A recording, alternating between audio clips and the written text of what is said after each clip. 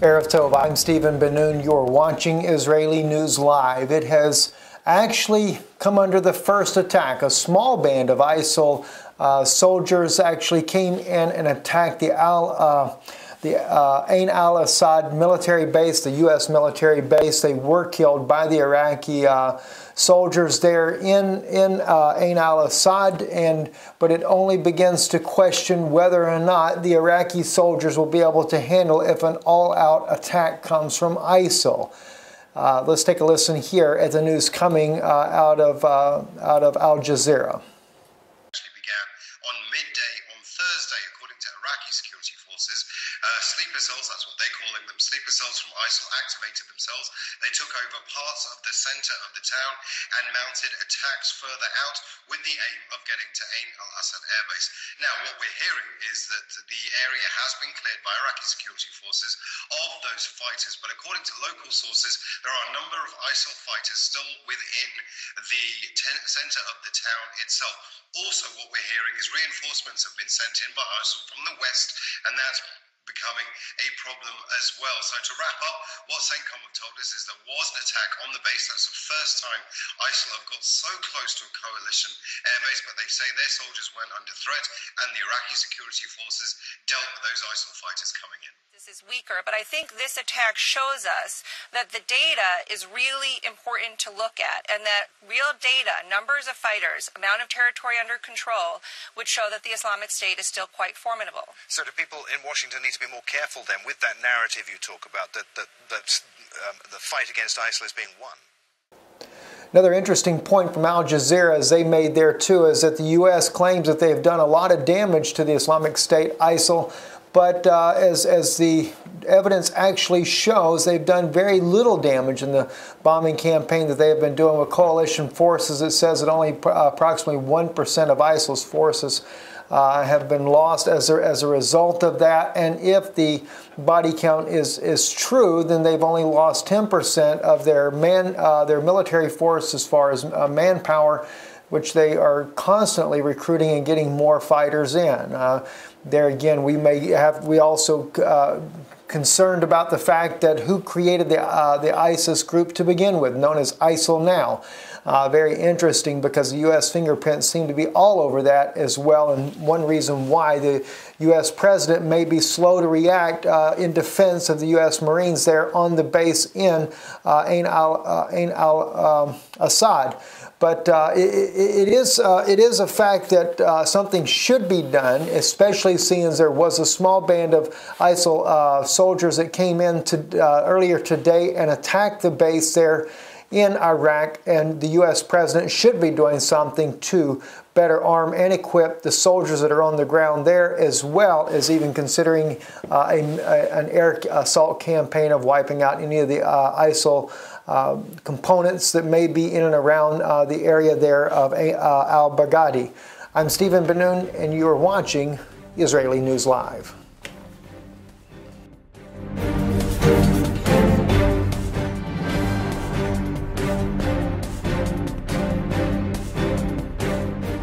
Erev Tov, I'm Stephen Ben-Nun, and you are watching Israeli News Live. According to the Telegraph in their Middle Eastern report, an article by Richard Spencer, it says Iran is taking over Iraq and Obama must put boots on the ground against ISIL, warns Saudi Arabia. The prince there warns them. Now, before I go into some of the article here, let me just bring some thoughts up to your mind and what's being said here. We've also had private confirmation from inside the military that that the U.S. is already planning on sending troops. There are troops on high alert for deployment to the Middle East. Some people believe that's for the sake of Israel, and of course, naturally, in the outcome or the interim, it is definitely going to be for the protection of Israel. But it's also been very obvious to us, as we've reported over the last month or so here, how Iran's influence has been everywhere. It's been in Lebanon with Hezbollah. It's been with Syria. Of course, we already know that it's with Syria. Russia is a great ally of Iran and has increased military ties with them. They've also released new types of missiles and capabilities that they have. and they are very much actively preparing for a war against the United States, including developing their own cruise missiles from, of course, the Russian S-200 cruise missile in order to sink American aircraft carriers. And they know that this is a big issue that they have to deal with, and this is one reason why it seems quite obvious that Iran wants to also take over Iraq. And of course, they were part of the coalition in fighting ISIS in Iraq as well. Since the coalition allowed recently, the U.S. allowed Iranian warplanes to do one of the bombing campaigns there. So it's just kind of getting very interesting, to say the least, and not to mention Yemen. The Saudi-backed president of Yemen was overthrown by the Iranian militants there. And even more seriously, that we're finding out from the article written by Richard Spencer here, is that two of the main leaders of the masterminds, at least according to the publicity photographs pro-Baghdad sources have released. One is Hadi al-Amari, the leader of the powerful Badr organization and Shia militia close to Iran. The other is Qassam Soleimani, leader of the Iranian Al-Quds Force, the overseas operations arm of the Revolutionary Guard. And these are the men that are east of the city of Tikrit that have been organizing the attack there. And so it's very interesting to see that you're basically looking at a Shia versus Sunni Muslim fight and battle in the Middle East here. And of course, the Iranians are Shiites. They are not loyal to the Vatican as the Sunnis are. The Sunnis are more loyal to the Vatican's desire. And the U.S., when they came into the Middle East to begin with to liberate Kuwait, they were fighting against the Shiite-led government there in Iraq. And but things are just really crumbling apart at this point here, and Iran is certainly preparing for a battle with the United States. They have Russia to back them as well, and but it seems to be that Russia is going to allow the Iranians and their military to do all the fighting up front. But they definitely are giving them the military hardware to do so. And of course, it seems quite obvious that they're going to try to distract the United States by attacking Israel with Hezbollah and even from the Syrian border as well. And of course, they've taken over Yemen, which also would control the Gulf of Aqaba, which would make it harder for Israel's military to move in and out of the Gulf of Aqaba if Iran has control of Yemen. Now, the Saudi prince has noted that this has become a very serious situation. And so let me read to you a little bit of the article here by Richard Spencer. He says, Saudi Arabia became the second key American ally in the Middle East to demand President Barack Obama change tack towards Iran on Thursday, as it called for U.S.-led coalition boots on the ground to fight ISIL. He says here that Prince Saudi al-Faisal, the Saudi foreign minister, told John Kerry, the U.S. Secretary of State, that he risked allowing Iran to take over Iraq, echoing Israel's recent concerns over the White House policy towards Tehran. The United States and its coalition allies are attacking Islamic State of Iraq and the Levant. ISIL is, in parentheses, positioned from the air, both Syria and Iraq, but refusing to send troops. As a result, outside Kurdish areas, the offensive in both countries is heavily influenced by Iran and its proxy Shia militants, such as Hezbollah. This has raised serious concerns in Saudi Arabia, Iran's Sunni rival, for Middle East dominance. The Iraqi government is currently attacking ISIS positions in Tikrit, Saddam Hussein's hometown north of Baghdad, but most of its forces are under the command of government-aligned Shia militias, whose leaders are close to the Iranian regime, even though the population of Tikrit is largely Sunni. So as you can see, it's definitely getting pretty crazy there, and obviously the United States, if they're going to send troops in, will do so in order to protect the gas fields that they worked so hard to get in the first place. And of course, their one ally, Saudi Arabia, is also important to protect them. Otherwise, the world's gas supply and oil supply will be cut off from the United States, which would be detrimental to the economic stability of the world. I'm Stephen Ben-Nun reporting Israeli News Live. Shalom. Jets have been bombing terrorist targets in Syria for almost a month. RT's Murat Gazdiev is at the base in Latakia, from where the warplanes take off.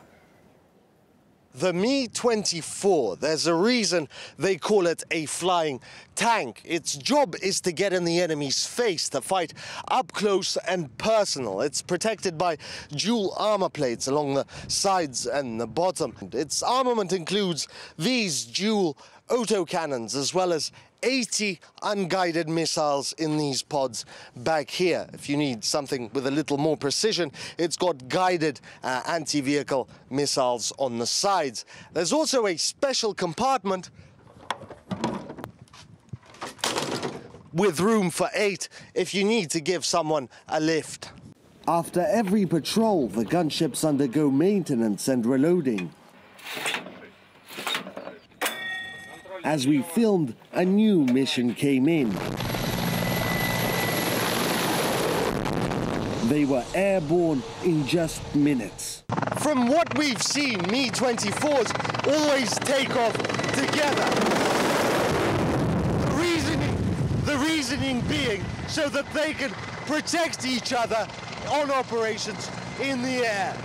Their main job is to protect the base and its vicinity, the penultimate line of defense. Mi-24s here in Syria fly as low as 5 meters from the ground, reaching speeds of 300 kilometers an hour. The lower you fly, the less of a target you are for heavy weapons fire and shoulder-launched missiles. But if worst comes to worst, your partner is always at the rescue. Murat Gazdiev, RT, from Latakia.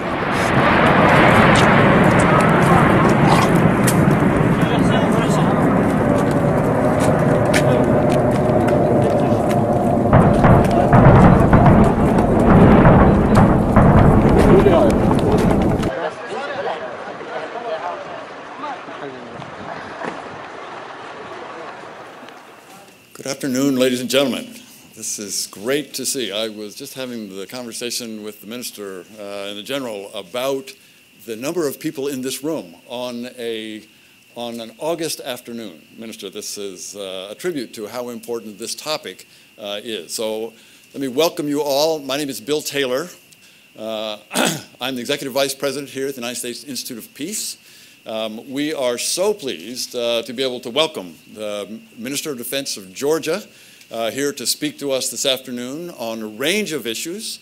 As probably most in this room know, the Minister has been in Washington for a couple of days, has had senior meetings, of course met with our Secretary of Defense yesterday, had a very good conversation with Secretary Carter about a range of issues having to do with Georgian security, about other issues having a direct impact on both Georgia and the United States.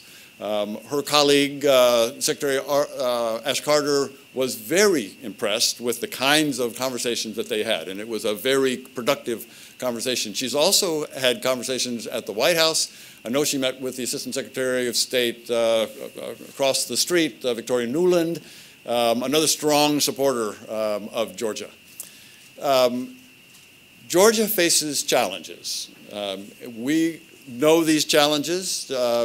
Georgia has been a stalwart ally of the United States and of NATO activities around the world. Georgia has demonstrated its capabilities, its military capabilities, its diplomatic capabilities, its political capabilities. Georgia is being a strong ally for the United States and for the NATO nations. It's important for us to understand the kind of challenges that Georgia faces. You can see one of the challenges that Georgia faces just by looking at the map. So this is a great opportunity for us. So Minister Kirashvili's background is well known to you. She has a legal background. She has been in this position to demonstrate to the world and to the Georgian people the commitment to European integration, to NATO integration, to EU integration. This is the kind of strong message that the Minister has provided both from Georgia, but also to Georgia. So we, again, are very pleased to have the minister here. We will be looking forward to her remarks here. Then I will join her for a couple of questions. We're very much looking forward to your questions and a dialogue following her remarks. So prepare your questions, and please welcome the Minister of Defense of Georgia.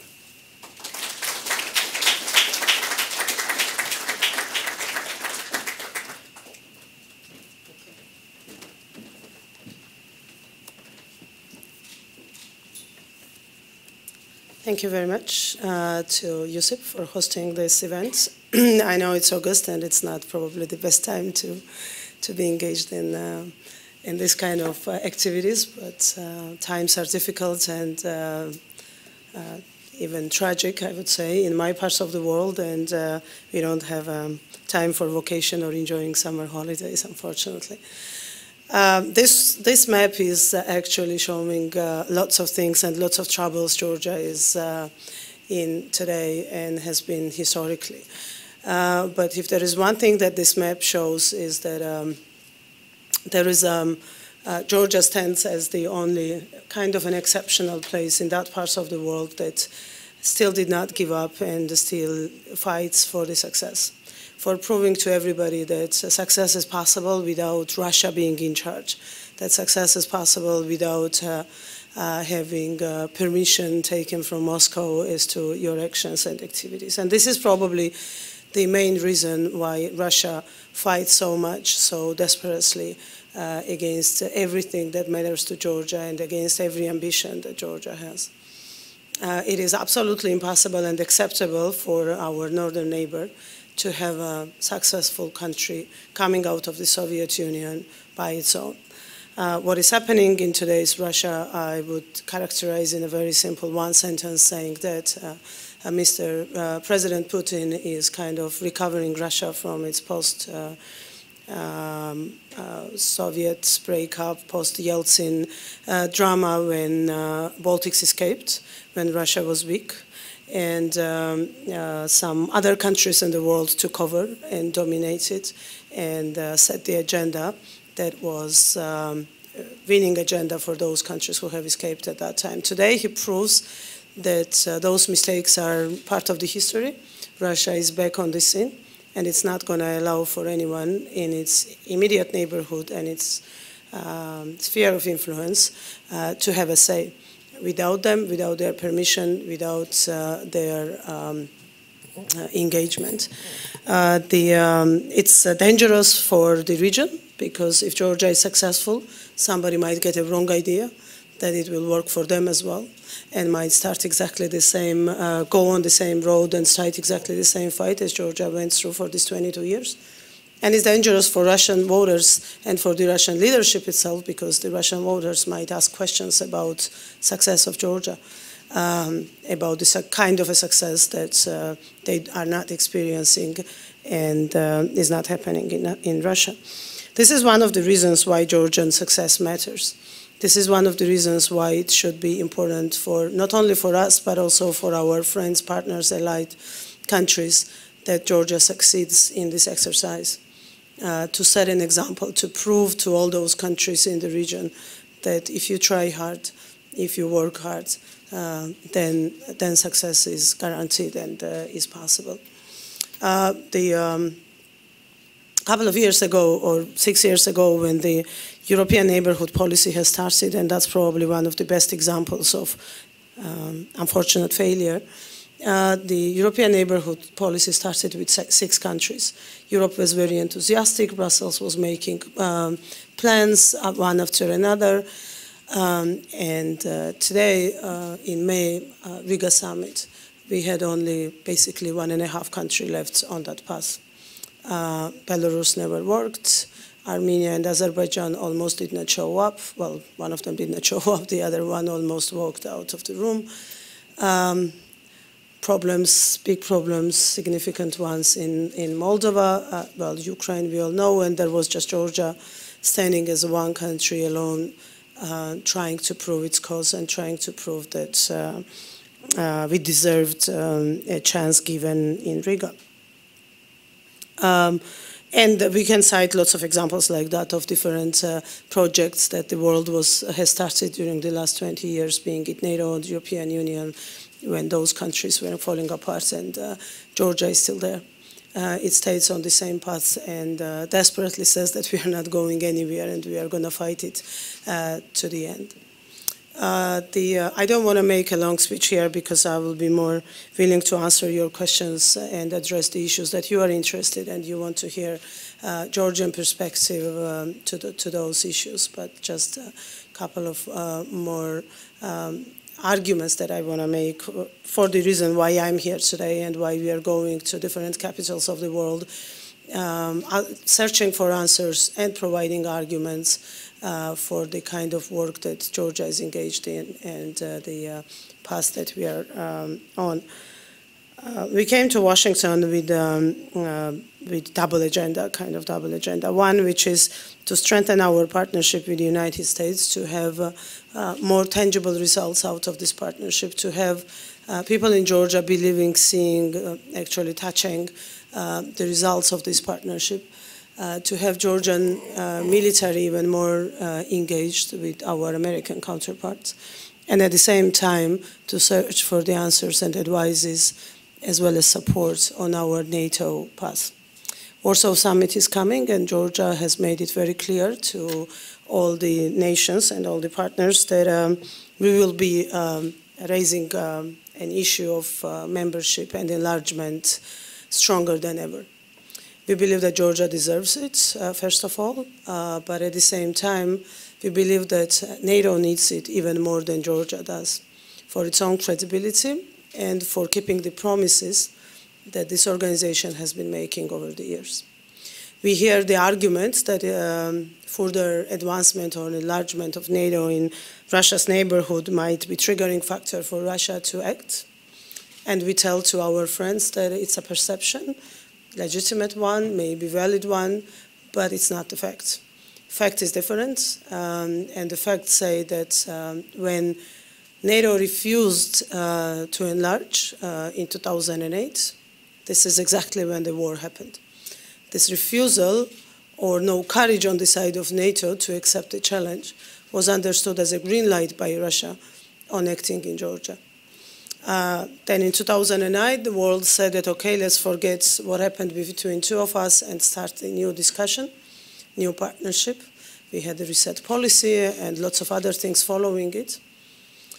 Russia was considered as a partner again, and there were lots of other ways tried for this partnership, but then Ukraine happened. And I think after that, if after the August war there was even an illusion that Russia can be a partner in any ways, after Ukraine events and developments and the war, to name it as it is, it has become absolutely clear that there is no partnership to be expected from Russia. Reliable, predictable partnership from a country which is able to go at any moment and invade independent country, change the territories of states, annex parts of it, collect the pieces of it, and claim that they were part of Russia at one point of history. What we are seeing today in Georgia, right after the Riga summit, is another implication of that failure on the side of our partners.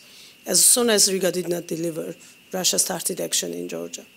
So again, it was not triggered by delivery, but it was welcomed by non-delivery in all cases that the modern times history shows.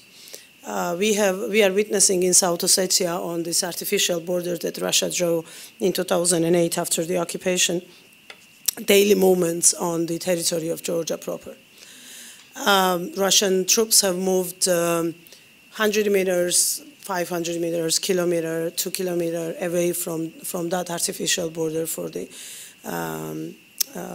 3 months, actually, for the last 3 months. The last 1 month was the most difficult and most problematic for us.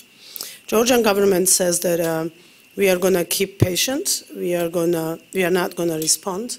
We are not going to allow for the war on the territory of Georgia to happen again, and by that stopping Georgia's development and Georgia's movement towards the NATO or European Union. We are not going to be provoked.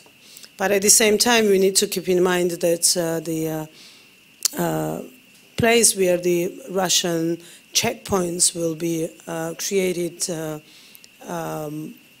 pretty soon. These are the points that they have marked recently in July and August, are only half kilometer away from the main road, main highway in Georgia. So the question obviously here is whether their target is to block that main highway and to cut the country in two. And there is only one highway which is connected east and west of Georgia to each other. If Russian soldiers and tanks are rolled to that highway, that's it, the country will be simply cut in two. Whether it's the target or target is just the idea of them moving on the highway and us working on this issue constantly and forgetting everything else that we are committed to and we are working on together today.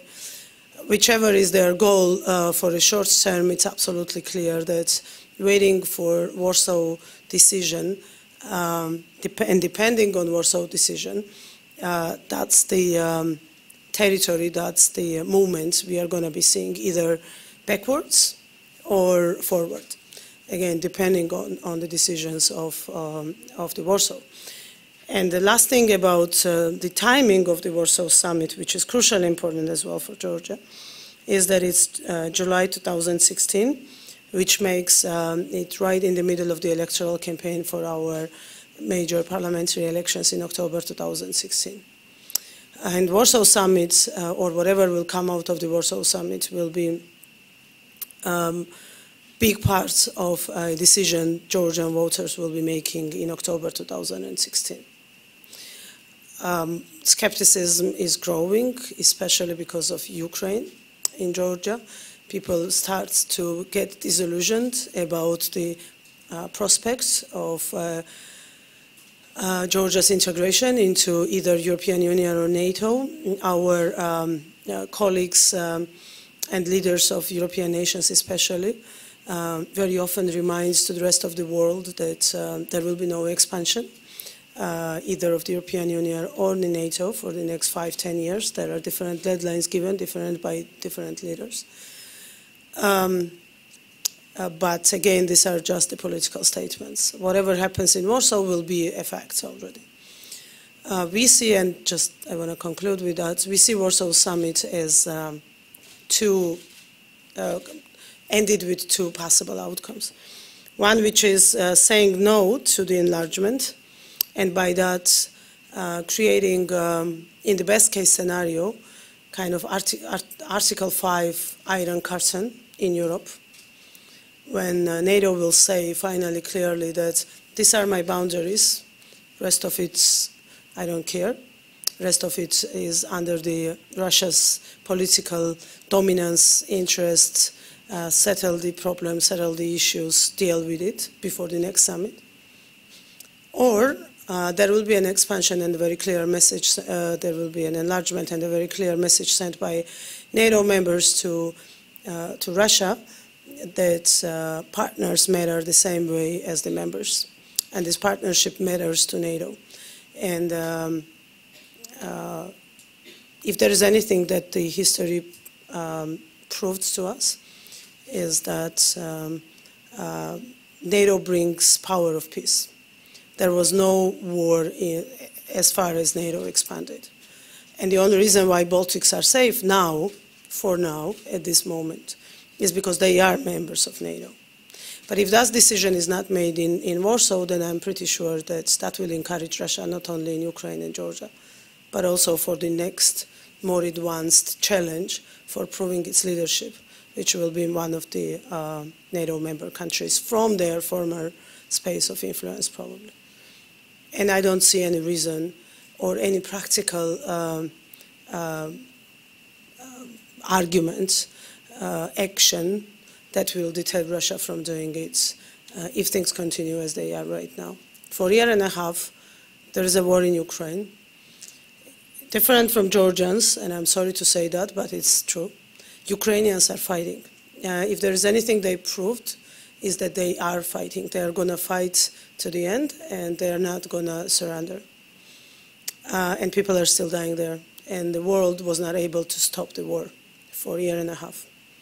I think that's the best answer to all the questions or all the arguments, perceptions that we are hearing around as to the intention of Russia and the potential that the West shows today to deter those challenges that are coming from Russia. So I hope very much that it's still 1 year before the Warsaw Summit. There is lots of time for thinking, discussion, arguments, dialogue. But at the end of the day, we will all come up with the same conclusions as to the level of threat Russia constitutes to the world, peace and security, as well as to the actions that need to be made in order to address that kind of a threat that is coming from Russia. Thank you very much, and looking forward for your questions very much.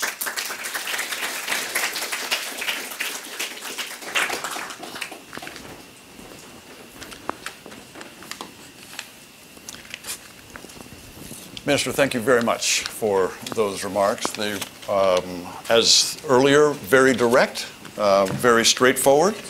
You have a very clear point, and I'm glad to be able to explore that a little bit. Before I do, let me welcome your excellent ambassador here, Ambassador Kishidze. Very glad to have him, as well as General Kapanadze. General, welcome. We're very glad to have you here in support of the minister. So I've just got a couple of questions, but again, I'm very much looking forward to, as the minister said, to your questions and your comments about this. Minister, you talked about the danger that we can see on the map, we can see in the upcoming decisions about Georgia, about Ukraine as well, as you pointed out. And you mentioned that it's even dangerous for the Russians.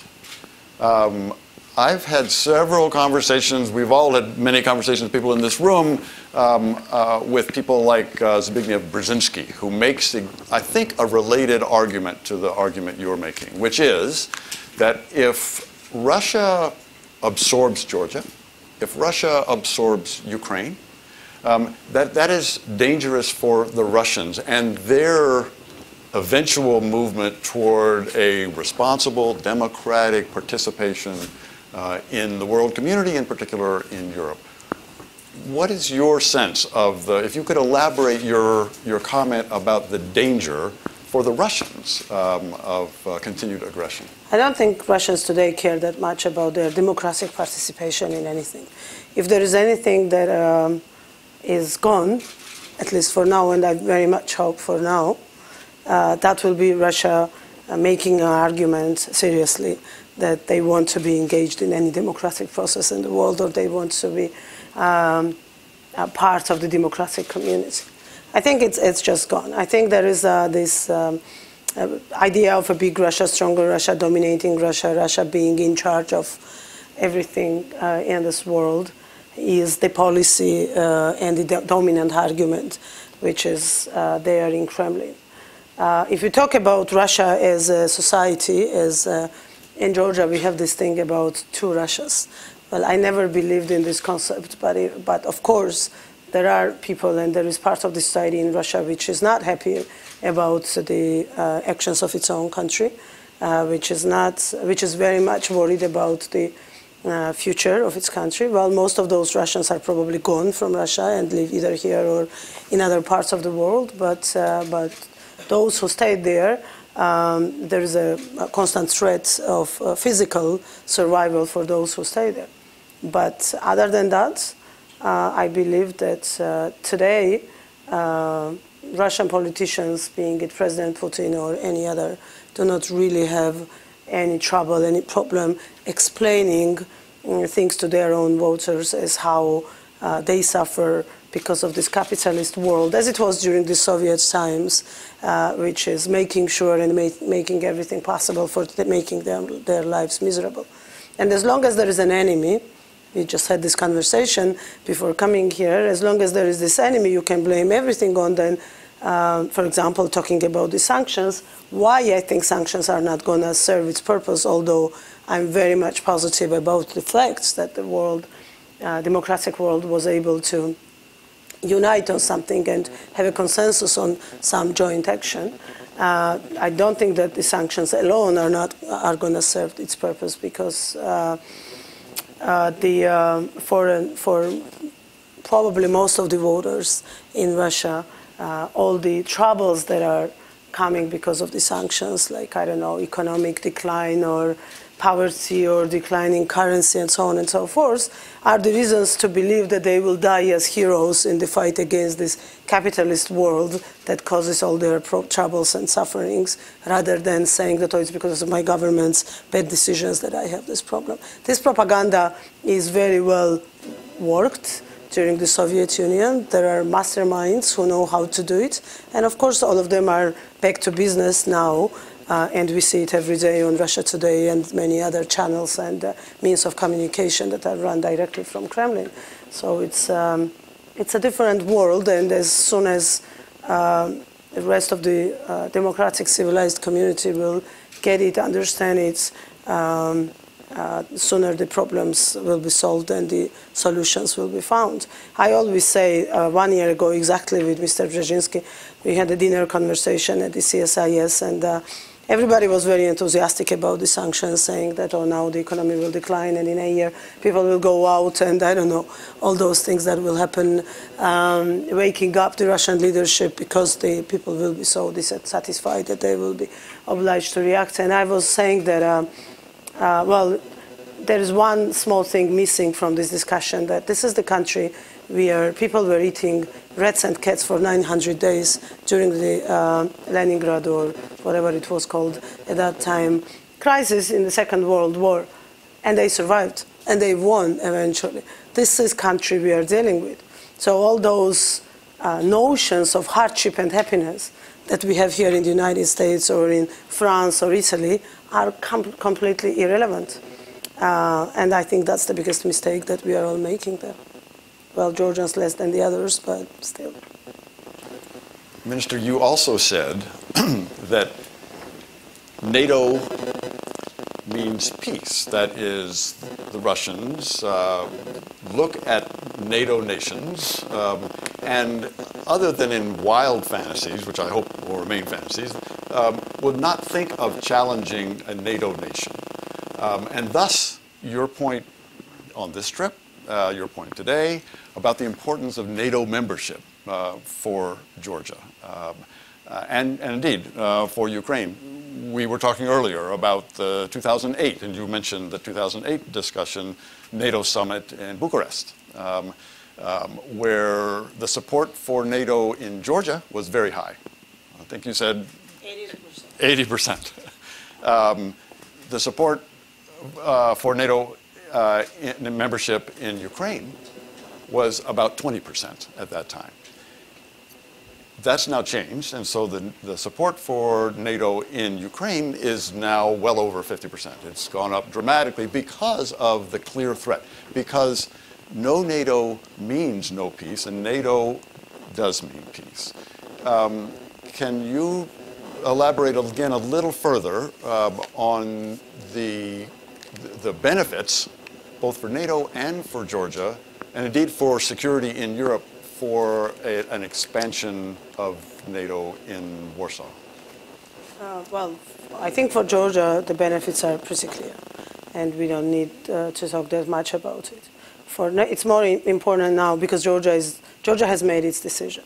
So now it's important to talk about the benefits for NATO, to help NATO to make its own decision, because this is where the process is stuck. Why it's beneficial for NATO? Well, there might be lots of arguments, but some of them will be probably that, well, first of all, NATO has made it very clear for many years about its commitment to partners, because NATO has been talking for all these years about open door policy. Because NATO was talking about 28 making decisions rather than anyone else outside the club having the veto power. And because of so many other reasons of that kind. So if the decision is not delivered in Warsaw, when, and we are not even talking about the membership, unfortunately. Well, we are talking about the membership, but realistically speaking, obvious expectation would be to have one step forward with NATO rather than immediate membership in Warsaw.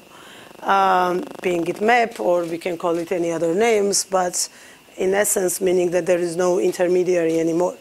And Georgia is on a membership track without anything in between the two to be accomplished. So like it is in Bucharest Declaration that Georgia will become a member of NATO, but upon the completion of MEP. So this intermediary step should be missing after the after the Warsaw Summit. Because if it is not delivered, if the issue is on the table, straightforward, put by Georgia or any other country for that matter, and it's a no, then it puts the whole credibility of NATO under a serious danger. It puts all the statements they have ever made under a serious danger. I had a meeting with the Secretary General, and I've told him very openly when he was talking about 28 making decision and need for the consensus amongst the 28, which is right, absolutely, yes, we need all 28 countries to agree. But I was just asking him, do you really believe that if decision is not delivered in Warsaw, there is anyone in this world who is going to believe that Slovakia or Austria, or, well, Austria is not a member, but Slovakia or Great Britain or the United States, for that matter, was against it. And there was no big elephant in a room that suddenly nobody wants to be noticed. And yes, that will be a very clear message to Russia that they do have a veto power over the decisions of the organizations where they are not even present or which they are fighting so hard for the existence of this organization. And this is, I always say without any hesitation, that today, looking at the developments in my parts of the world, NATO needs Georgia more to prove itself, to prove its strength, to prove that the courage that was there when NATO was created is still there. Then Georgia needs NATO. Because when we talk about the map, MEP is not going to get anything to Georgia other than we already have. MEP is not Article 5. Nobody is obliged to defend Georgia tomorrow if we have membership action plan given. And all the other instruments that come with the MEP we already have for a long time, for many years. All we are talking about now is to name something that we already have, to make a political statement that, okay, Georgia has passed one step, and now it's on the membership track. And if we are told no on that, I think that's a very clear message that all those promises made are staying just on the paper, and somebody out there, either in Brussels or any other capital of the NATO member states, really believes that there is a potential in partnership and in successful work with Russia, with today's Russia, with the Russia under the current leadership that we have there today. Minister, I have one more question that I'm going to ask our colleagues here for theirs. We've both mentioned Ukraine. Georgia has given good advice to the Ukrainians. Georgia has some relevant experience, 2008, and have... Big team of people sent for those advices to Ukraine. We also have people, you have Georgians in the cabinet, in the Ukrainian cabinet, and in the sub-cabinet. Yes, there is also a governor who also is maybe pushing reform along in a part of Ukraine that very much needs it. You've had this experience with the Russians since 2008. The Ukrainians now have a similar problem. The Russians have annexed Crimea, and they have prompted and indeed participated in an invasion in Donbass. So the Georgians have given advice to the government in Kyiv. What advice geostrategically? What kinds of actions should the Ukrainians take based on the experience you've had since 2008?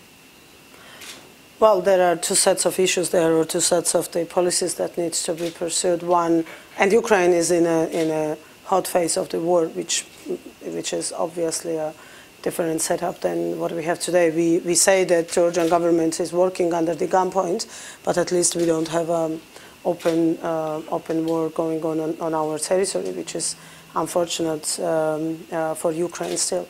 But on the other side, obviously, it's critically important to really start effective reforms in the parts of the country that Ukraine controls, because that's kind of winning lottery ticket for further advance and further developments on the integration path.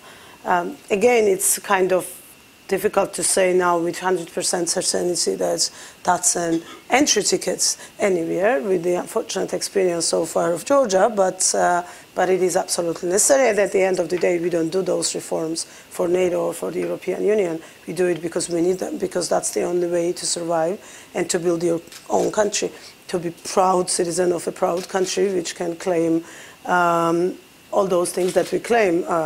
Membership to NATO, membership to the democracies, and the family of nations that are united under the European Union. So number one thing that needs to be done, regardless of the difficulties, regardless of the fact that you are in a war, is not to stop, not to quit on the domestic front as well. Fighting the war is important, but it's much more difficult war that is inside to be fought and won inside the country. If you have a dominantly corrupt system, and if you have kind of a close to the criminal regime, inherited kind of a criminal regime from your previous government. I think that's the crucial and most important lesson that we have learned. Unfortunately, we were not successful always, but that's why the friends are, to learn from their mistakes and not to make the same mistakes. Thank you, Minister. We have now the opportunity for you to make comments, ask questions, and we would be very interested if you would state your name, your affiliation, and I think we will have a couple of microphones come to you as you prepare to do this. So, right here, yes, sir.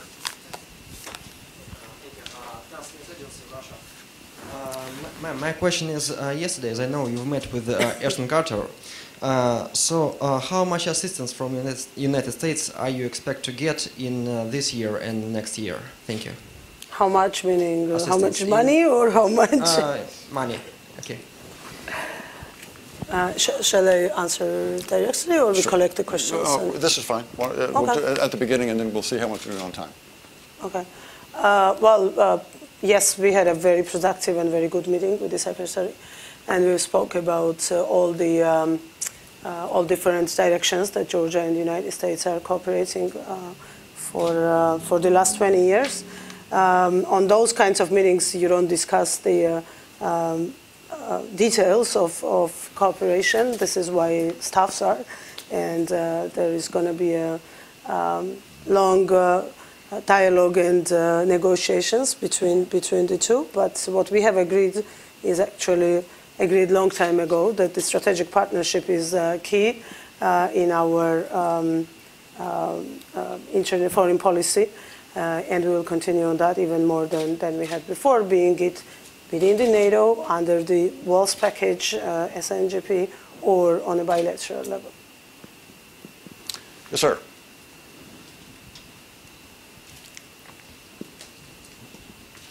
Yes, Luis Navarro, formerly resident of Georgia, consultant now. I wanted to ask, first of all, share your hope that you'll have a positive statement from NATO out of Warsaw. But I do want to make sure I understand the point you're making.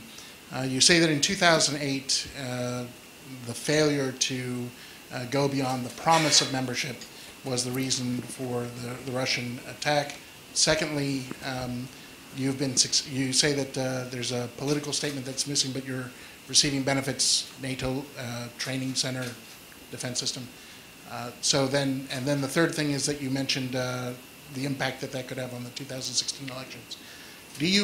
My question is, do you anticipate that if you receive a no from Warsaw, that there are any sort of substantive actions that could be taken that would avert a negative reaction? And if not, what do you anticipate the ramifications of doing that in the elections, as you yourself raised? Well, if 2008, I think that we were given the promise of membership, but we were not given what we were asking for. We were given more, as it was said at that time, than membership action plan was, but unfortunately the same statement said that we still needed membership action plan. which meant kind of a postponement of the process even more.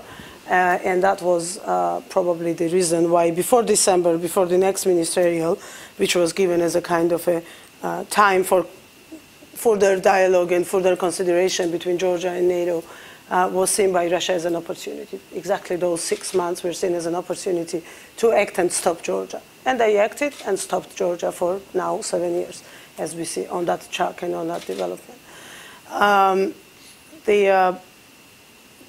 2016, well, I hate to be predicting bad things. That's not something that any government wants to be part of and to be predicting. And I very much hope that I'm just fantasizing and it's not going to happen. But unfortunately, the history of all these delivery, non-delivery summits proves that every time there is no result from either European Union or NATO summits delivered, then Russia gets activated and acts more. Today it's Ukraine. We don't know what will be happening in Ukraine or in any other neighbor of Russia, for that matter, during this 1 year. But I am absolutely confident that if Warsaw is not delivering, then Russia will get even more aggressive than it is today, in both directions or in much more directions than we have today, than just Ukraine and Georgia.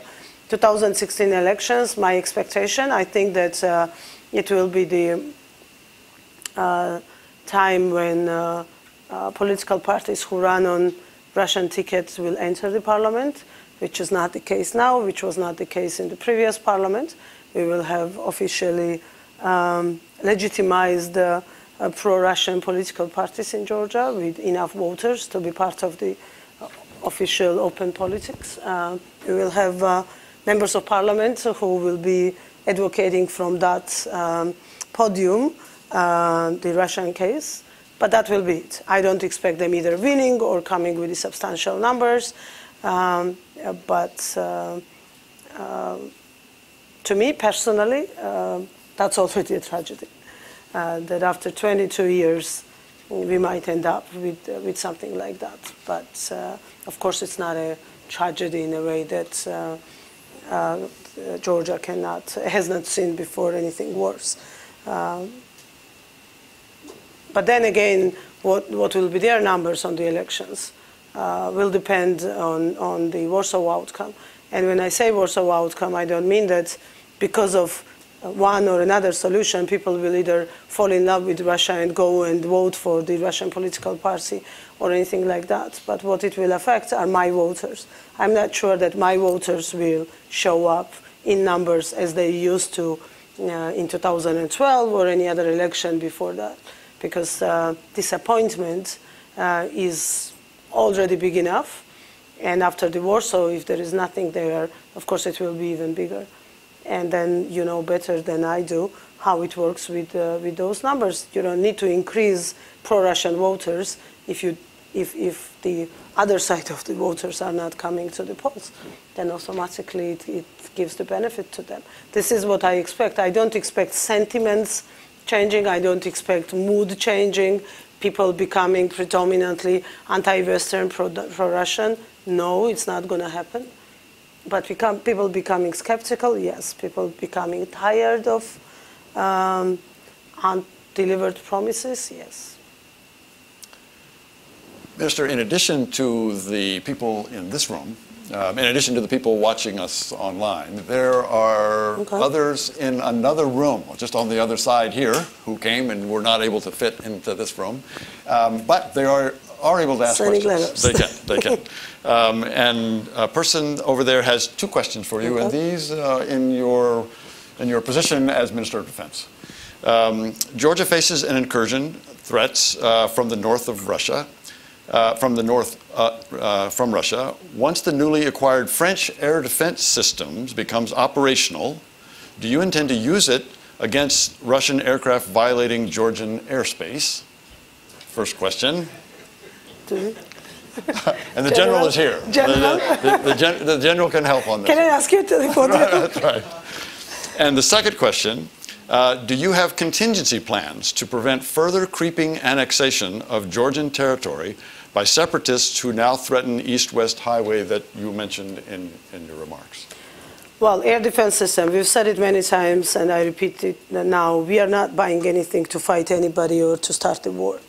This is purely for the defense, for the defense purposes for Georgia, and the only aim Georgia has today, making its army better equipped, is the deterrence, and it's to make sure that an enemy thinks twice before making an action. So we are ready for Georgia becoming ready for any challenge that might be out there, being it in 2016 or before that. Are we going to shut down the plane? Well, I don't know how a sovereign independent state is going to act if there is a threat, practical threat constituted to its population or its territories. It depends. There is always a double answer to that question depending on this threat. Because we are seeing today lots of illegal air movements by Russian military, either planes or other instruments on the territories of NATO member countries, but they are not shutting them down because, well, it's not an immediate threat that those instruments are constituting to those countries. But again, if there is a direct threat from that, I believe that the obvious answer is always obvious from the independent, self-respecting states. It depends on the level of threat it constitutes. That will be my answer. As for the Crimean annexation and the highway issue, it's probably the same. Well, we, as I've said, are witnessing constant movement on the territory of Georgia. We are witnessing Russian soldiers running around with the maps that they've created by putting together different data from different maps published during the Soviet Union to one, what was it, 22, yeah, 1922, 25, 38, 86. In those maps, you have different border lines for our autonomous republics, be it South Ossetia or Abkhazia. What Russians did is that they've put together the best options of any village on the territory of Georgia from those maps. So they basically joined forces of those four maps, and now we have this wonderful border line which basically cuts the whole country in any direction in half. Now, the Russian intention is very clear. Like in 2008, before Big Day, they want us to be provoked.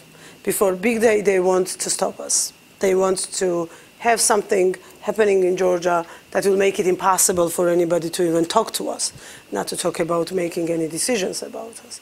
Our intention is as well very crystal clear.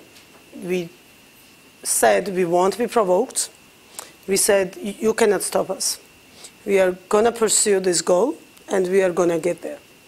Now, what is the red line is the question, obviously. If they cut the main highway, is it a red line or not? This is a tricky question. But I believe, and I'm very open and direct here, this is not the question only for us.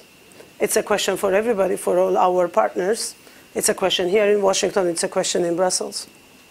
And this government, if there is anything we've said, is that we are not going to make any moves of that kind alone. And we will go through the consultation process constantly. And we will have friends on our side every time we decide to do something. So that's why it's not that I don't have answers to those questions, but I'm not ready to answer those questions openly before, again, I don't know what are the answers in the other parts of the world. It should matter. Not the same way as it matters for Georgians, obviously, because it's my country, not your country. But to a certain level, it should matter for our partners as well. I think that's where we are today. And yeah, we will be seeing much more developments of that kind. It's not just borderization or barbed wiring or Crimean annexation. You have lots of Russian influence, or you have Russian influence growing in other ways as well in Georgia. You have NGOs mushrooming. we've never heard of.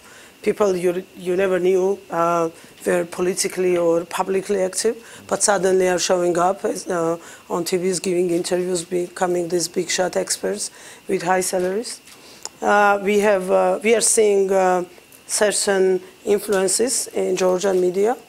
It's difficult still to say that is with 100% certainty that, okay, here it is, it's Russian paid or whatever.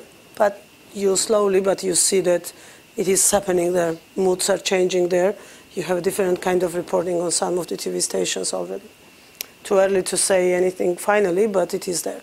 You have political parties, as I've said, who are running on officially, openly, publicly already on Russian ticket every time something happens. Former Speaker of Parliament, the biggest friend and ally of Mr. Saakashvili in previous life, goes to Moscow and meets with Putin, and nobody knows what they talk about, but every time she goes to Moscow and comes back, something horrible happens in Georgia, like this very last moment of the border in South Ossetia, which happened right next day when she got back from Moscow. So lots of things like that. So it's not just physically moving border here or there, but you have all other means and tools used and implemented by Russia. But fortunately, they do not have fertile grounds in Georgia. If there is any country in the world where they do not have fertile grounds, that will be Georgia. But it does not mean that people will be staying as enthusiastic and over-optimistic as they were for all these years as to the potential of pursuing the goal that they have. Yes, right here. I'm Jackie Mahler, Center for International Policy. Both economic and military aid from the United States is expected to increase for 2016. What does it mean to Georgia that it'll be receiving the most aid out of Central Asia and the Caucasus? And how do you foresee this increased aid being put to use? Well, normally there is always a framework to this aid, so it's not that aid is coming in, then we start thinking how to spend it and what to do with it. There are traditional fields of cooperation between two countries that have been there always, being its defense sector, which is one of those, and reforms within the Ministry of Defense, or the rule of law. I see lots of people here who've been working on that for many years in Georgia. And education, which is one of those areas where we do need big support and assistance, especially from this country, being it supporting our universities and the educational system there in Georgia, as well as having more students sent here for the education with targeted professions that we need the most. Georgia is not Switzerland. There are so many different areas where we need expertise, support, both financial and expert aid to get on a right path and to have right reforms implemented. But we've learned a lot during these years of cooperation, and I think we've advanced to the level when it will be really a cooperation. It won't be any more student-teacher kind of an attitude, but there will be two equal partners sitting around the table and developing all those plans on the most effective use of the aid for the good of my country. Yes, sir. Thank you, Ambassador. Paul Joyal, NSI. Minister, since taking over, you've taken a number of very decisive steps. Clearly, it's been mentioned about the French air defense system. But you've also taken an active interest, a very active interest, in the military themselves, concerning their food, concerning how they live. Now, I would say that you took a rather courageous step recently by reinstating those who were released from prison related to the Cables case. I'd like to find or hear from you your decision-making coming to that very courageous and bold decision, and how this has affected morale within your own ministry. He keeps reading Georgian news. There is nothing courageous about that decision. I'm a lawyer, and if there is anything I've been committed all my life, that will be rule of law rather than being aggressively intervening every time against the rules and against the democratic principles. There is a court decision that released those people from prison. It automatically meant for me that they're back to job. And that's it. I don't know how it influenced morality within the ministry. I hope in a positive way, because everybody, if there is anything this case shows, is that, well, as long as I'm a minister, I don't know how it will be after that, but as long as I'm a minister, everybody will be treated according to the law and equally, regardless of my personal opinion about those people or anybody else's personal opinion, for that matter, about anybody. They will be treated by their merits and as it is in the law and regulations. That's it. That's all my philosophy that I've been committed to, and because I'm a minister today, I'm not going to change that, because that's probably the main reason why I fought Saakashvili and why I am a minister today in this government, that I believe that my government is, if there is anything this government is strong about, that will be respect for the rules and respect for the principles. Minister, I think we have time for one more question, sure, if you have that, and let's do it right here.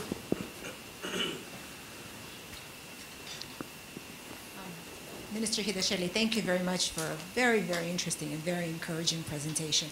My name is Elena Suhir. I'm an independent consultant.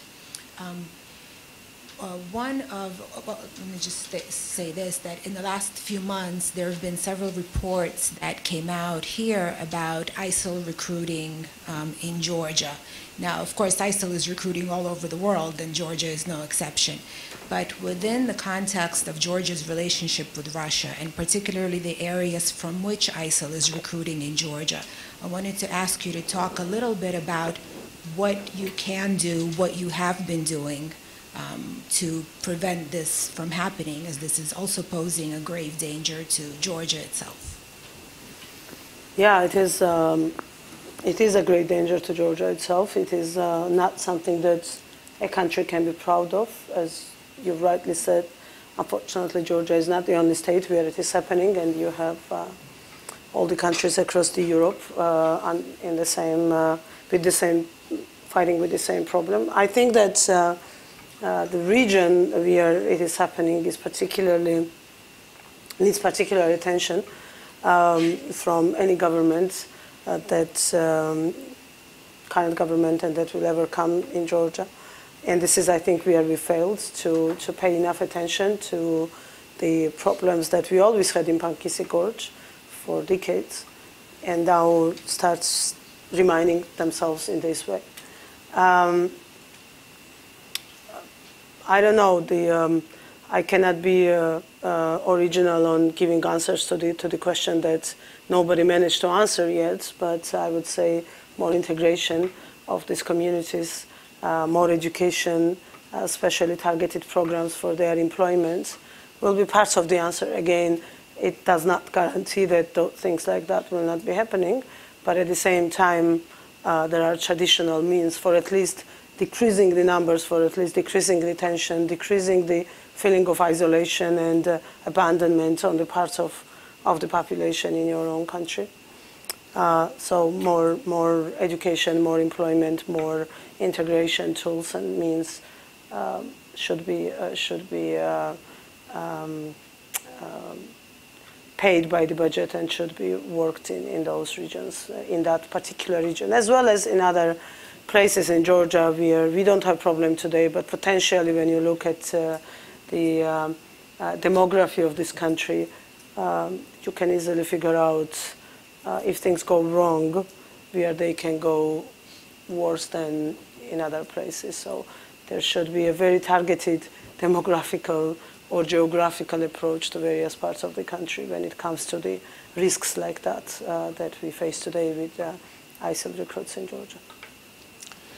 Minister, on behalf of the group here and in the other room and around the world who are watching you here, let me thank you very much for your remarks, for your answers to the questions. I think, General Ambassador, you all are very well represented in your Minister of Defense. You have a very strong, direct-speaking Minister of Defense. for a country that is important not just for the region, but for international security more broadly. So please join me in thanking Minister of Defense of Georgia. Thank you very much. Thank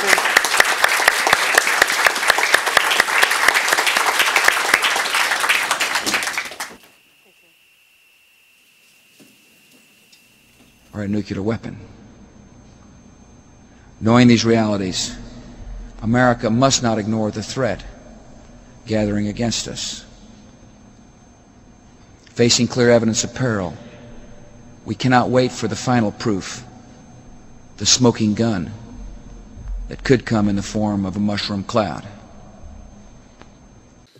I continue to be much more concerned when it comes to our security with the prospect of a nuclear weapon going off in Manhattan, which is part of the reason why the United States, showing its continued international leadership, has... Muslim world, we don't want to be part of that.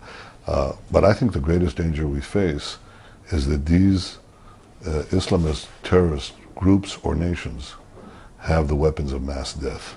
Look at the danger that we face when they have rockets and missiles. Now imagine what kind of danger we'd have if they can put a nuclear warhead on top of these missiles. That's the danger that is coming from Iran. If in this great melee, in this great conflagration, this great battle, one of these militants, in this case the Shiite militants, backed by Iran, sponsored by Iran, if they have an Iranian nuclear umbrella, if Iran itself can intimidate the U.S. with intercontinental ballistic missiles carrying nuclear warheads, then we bring history into a different threshold altogether. And I know many of the things I've been saying over the years, people have said, well, you know, he's just saying it. Now think about it. This is a danger I've been pointing to. It's not a spin. It's not a whim. It is a clinical diagnosis of a pathological movement that is sweeping our area but will soon come to a theater near you. Barack Obama doesn't believe that. Barack Obama doesn't believe that. He's the first in a chain of presidents going back to Harry Truman of either party that simply refuses to recognize the reality of the world we live in. Well, I think the question of lack of desire for war, I think that's a general proposition for the American people. We're basically peaceful, democratically elected governments. We periodically have to use military force, and you've got to explain to the American people why that's necessary, what the dangers are, what the objects are, what the objectives are. It's leadership, and Barack Obama is not providing it. Of course it's difficult to persuade the American people that we ought to send our sons and daughters off to fight a war, but sometimes it's absolutely necessary. And that's why we have presidents, and that's why they have the authority as commander-in-chief to make those decisions, and why those of us who are involved need to do everything we can to support them and support our troops in the field. Now, is there a great threat coming? Absolutely. Remember what happened on 9/11 when 19 guys armed with airline tickets and box cutters came here and killed 3,000 of us, took down the World Trade Center, blew a big hole in the Pentagon. I'm absolutely certain that someday there will be another mass casualty attack against the United States, only next time they'll have far deadlier weapons. They're crazy out there, and they are rapidly developing a method of blowing up a major U.S. city, and people just can't believe that's happening. But yes, it's really significant what's happening. We cannot wait for the final proof, the smoking gun that could come in the form of a mushroom cloud. With the prospect of a nuclear weapon going off in Manhattan. Nations have the weapons of mass death. If they can put a nuclear warhead on top of these missiles, that's the danger that is soon come to a theater near you. Now, is there a great threat coming? Absolutely. I'm absolutely certain that someday there will be another mass casualty attack against the United States, only next time they'll have far deadlier weapons. They're crazy out there, and they are rapidly developing a method of blowing up a major U.S. city, and people just can't believe that's happening. But yes, it's really significant what's happening. They're crazy out there, and they are rapidly developing a method of blowing up a major U.S. city, and people just can't believe that's happening. But yes, it's really significant. As France reeled from the terrorist attacks in Paris on Friday night, and as people around the world took to social media to express their horror and dismay, one slice of social media in the Arab world celebrated the carnage as a historic triumph. Remember the 14th of November Paris, one supporter of the ISIS group declared on Twitter. He further said, "It will be established in their minds like 9/11 to the Americans." Another social media channel used by supporters of the group, also known as ISIS or ISIL, posted a photo of an ISIS convoy with the caption, written in French, that read, "Allah defends his servants holy," a reference to the French president. It was further written, "And the proof is that you are not powerless in the face of his power and the power of his soldiers. We will humiliate you, O pigs of France." Hours after the attack began, a social media post circulated online of an alleged martyrdom testimony from an ISIS member who took part in the Paris atrocities. No organization has yet claimed responsibility for the Paris attacks, but it most likely looks that it was ISIS behind the attacks. However, ISIS had not officially claimed responsibility for the Paris attacks. When ISIS does make such claims for terrorist attacks, the militant group typically circulates a video, audio recording, or written statement outlining the details while issuing a justification for its execution. However, Syria witnessed two emotions at the same time. While ISIS was celebrating the carnage, solidarity with Paris also came from Syria. Media activists in Syria posted, "Our prayers go to the France as we stand in solidarity with the French people, offering our deepest condolences to the families of those murdered in the simultaneous attacks across Paris. May all of the victims rest in peace."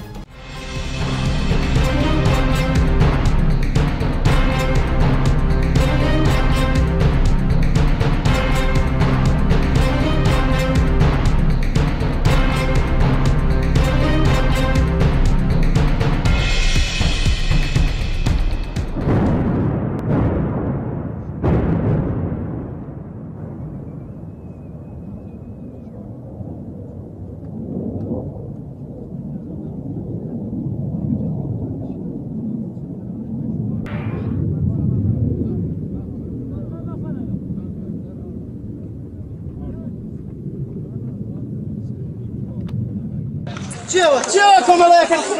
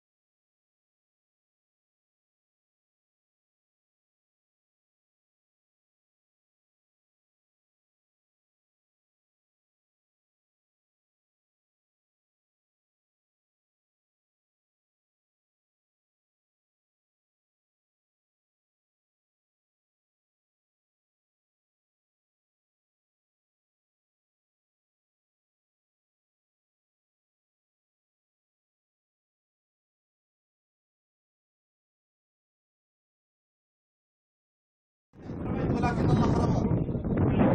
الله أكبر.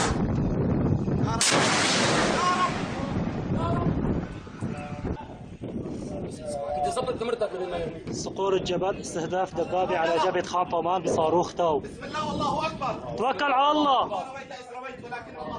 ولكن الله الله أكبر. يا رب يا رب يا رب يا رب يا الله يا رب يا رب يا رب يا رب يا رب يا رب الله أكبر الله أكبر الله أكبر الله أكبر. الله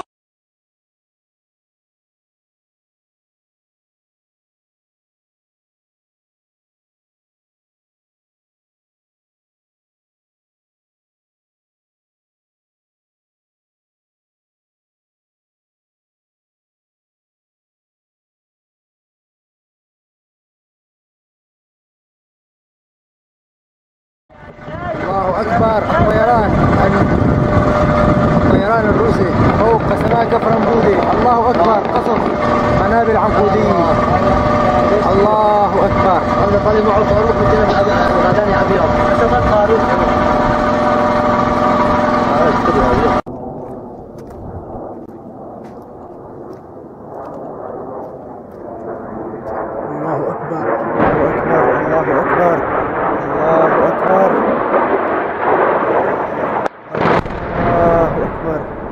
الله أكبر. الله أكبر. قصف الطيران الحربي الروسي على كفر أنبودي. الله أكبر. الله أكبر. حسبنا الله ونعم الوكيل. حسبنا الله ونعم الوكيل. الله أكبر.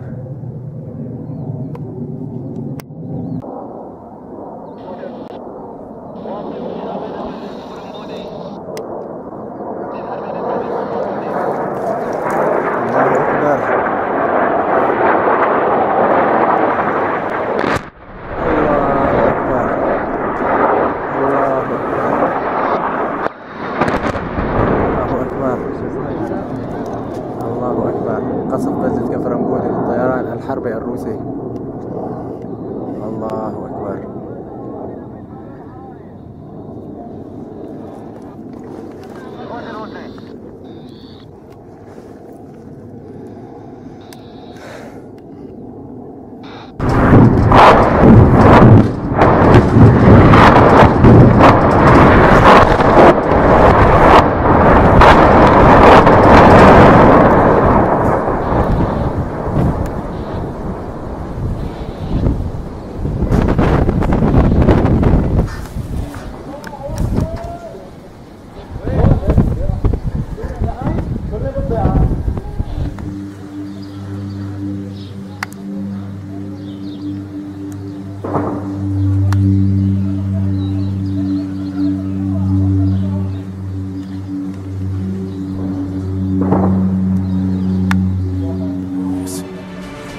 Hello, everyone. I'm Ashley Banfield, and welcome to Legal View. I want to start this busy hour with some breaking news. It is a video that has surfaced, and it appears to show yet another hostage, this time a French hostage, being killed, being beheaded by ISIS allies now in Algeria. His name, Hervé Gourdel. He was kidnapped on Sunday, so not held very long. The video is titled "A Message of Blood for the French Government." Officials in Paris at this point have not confirmed these claims, nor have they commented in much more of an extent, Algeria. His name, Hervé Gourdel. He was kidnapped on Sunday, so not held very long. The video is titled "A Message of Blood for the French Government." Officials in Paris at this point have not confirmed these claims, nor have they commented in much more of an extent.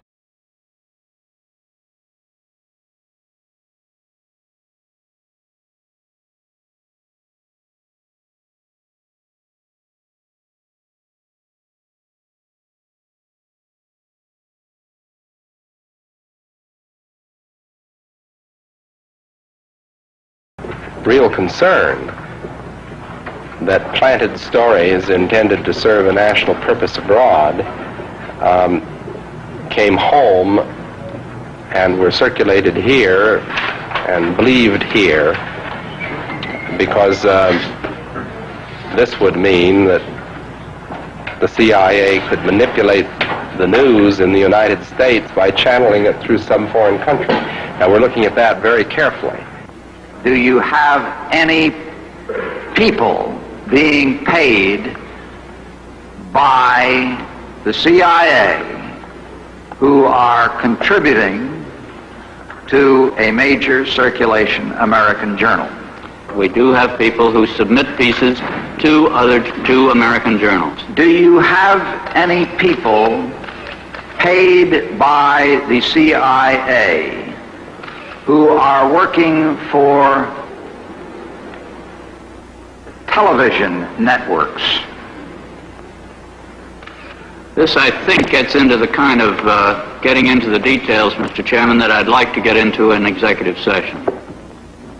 at CBS, we had been contacted by the CIA. As a matter of fact, by the time I became the head of the whole news and public affairs operation in 1954, the ships had been established, and I was told about them and asked if I'd carry on with them. We have quite a lot of detailed information, and we will evaluate it, and we will include any evidence of wrongdoing or any evidence of impropriety in our final report and make recommendations. Do you have any people being paid by the CIA who are contributing to the national news services, AP and UPI? Well, again, I think we're getting into the kind of detail, Mr. Chairman, that I'd prefer to handle in executive session. Senator, do you think that you named the news organizations in your final report? That remains to be decided. I think it was entirely in order for our correspondents at that time to make use of CIA agent chiefs of station and other members of the executive staff of CIA as sources of information which were useful in their assessments of world conditions. Would you say that continues today? Well, I would think probably for a reporter it would continue today, but because of all of the revelations of the period of the 1970s, it seems to me that a reporter's got to be much more circumspect in doing it now, or he runs the risk of at least being looked at with considerable disfavor by the public. The U.S. is about to get more involved in the Syrian conflict. Despite saying this in 2013, I will not put American boots on the ground in Syria. Obama says U.S. Special Forces will now be on the ground advising Kurdish fighters. Okay, so why the change? In the last month, there's been a major development in Syria. Beginning on September 30th, Russia began bombing more than 1,600 targets in the country. Those strikes have killed 185 civilians, 131 ISIS fighters, and 279 rebels. Like the US, which began bombing Syria last year, Russia says it's targeting what it calls terrorists. But the two countries seem to have a different idea of who the terrorists are. Over the last month, this is where US bombs have been dropped, mostly on territory controlled by ISIS. And this is where Russian bombs have landed during the same time, mostly near the front lines, where the Syrian government and the rebels who want to overthrow it are fighting. Russia is one of President Assad's biggest allies, so it's not really a surprise that the majority of its airstrikes have been targeting the rebels, including some that are supported by the United States. So far, Russia's involvement hasn't led to major gains for the Syrian army, but it's definitely strengthened its position on the battlefield. An Assad victory goes against what the US says it wants in Syria, which is probably why it's getting more involved on the ground. Meanwhile, the Russian campaign has had another impact off the battlefield. It's reignited the political conversation about the future of Syria. Several countries backing different sides in the war met to discuss a way out on Friday, and crucially, both Iran and Russia, Assad's biggest supporters, were at the table. The problem is nobody can agree on what should happen to Assad, but the fact that all these sides are talking could count as progress. The only people missing from these talks? Actual Syrians. Can there be a real solution without them?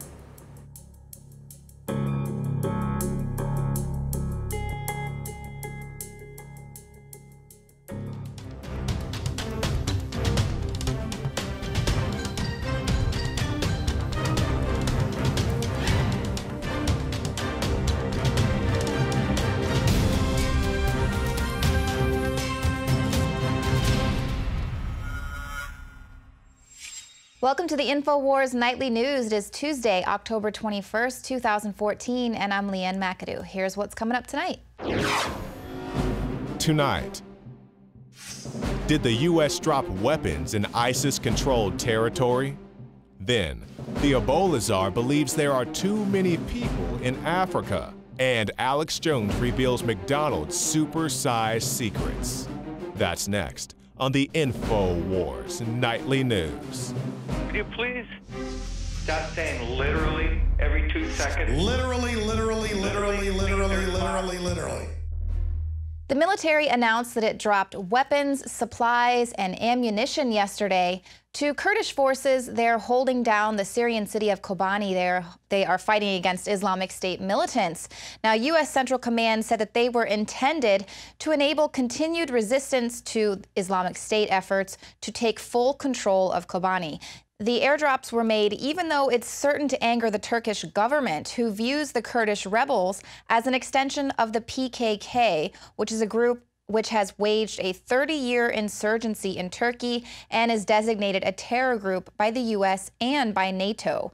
So I wonder what the government there is going to be thinking now that not only are they dealing with a better armed PKK, but oopsie, some of those weapons also happen to fall into the hands of ISIS militants. Again. Now, this is in a new video that was released from an ISIS-associated YouTube account. Weapons and munitions dropped by American planes and landed in the areas controlled by the Islamic State in Kobani.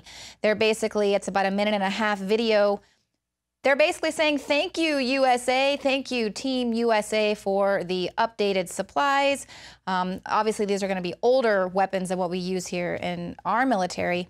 But of course, this is just another round of U.S. weapons and ammunition and supplies that have fallen into the hands of the Islamic State. Oh, but don't worry about it. We're just arming the moderate rebels, right? The moderate rebels.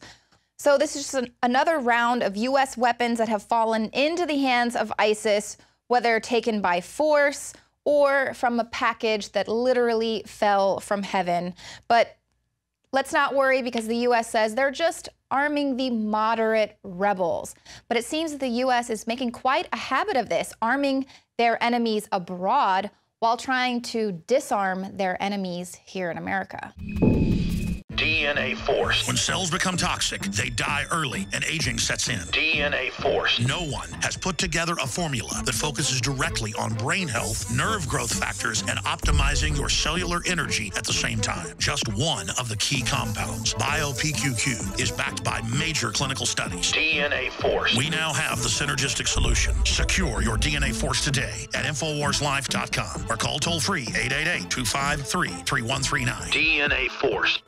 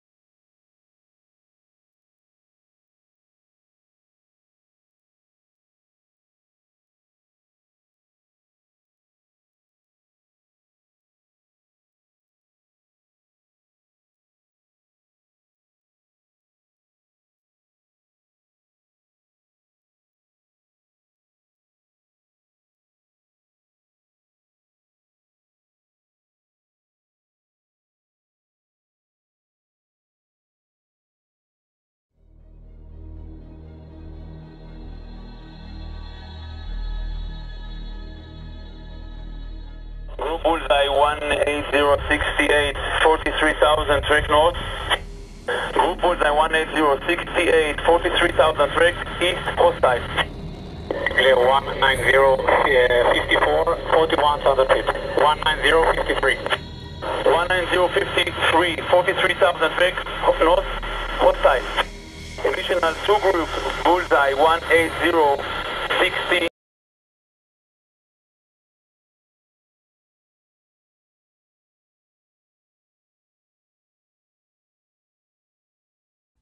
Investigators examined the wreckage of the Russian Metrojet Airbus, looking for clues about what brought the plane down, killing all 224 on board. Before the plane crashed, a U.S. military satellite detected a burst of heat consistent with an explosion. The satellite detected the heat flash while the plane was still in flight, raising a number of possibilities about what may have happened, ranging from mechanical failure to a bomb on board. We're interested in understanding exactly what happened, and so we've offered them our advice and any resources that they would find useful in conducting that investigation.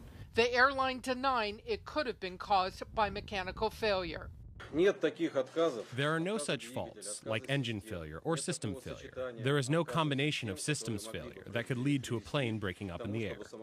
Russia's privately owned Interfax news agency, citing an unnamed source, says the cockpit voice recorder reveals a non-standard emergency that happened instantly. Investigators are now looking closely at the passenger manifest, what was in the cargo hold, and the identities of anyone who had access to the aircraft and could have tampered with it or planted a bomb. This would be the classic airport insider threat. They would come in, they would either pay off or subvert the ground crews that maintain the airplanes and use them or put their own people in place and move a device potentially onto an airplane. But mechanical or structural failure also possible. Aviation experts say it's just too soon to jump to conclusions. In Pan Am 103, which was brought down by a terrorist bomb, it took weeks to find the pieces that had the plastic explosive residue on it, and it took many months to test it out. So it's too early to say it can't be terrorism, but at this point, taking the lesson from TW800, it looks mechanical until proven otherwise.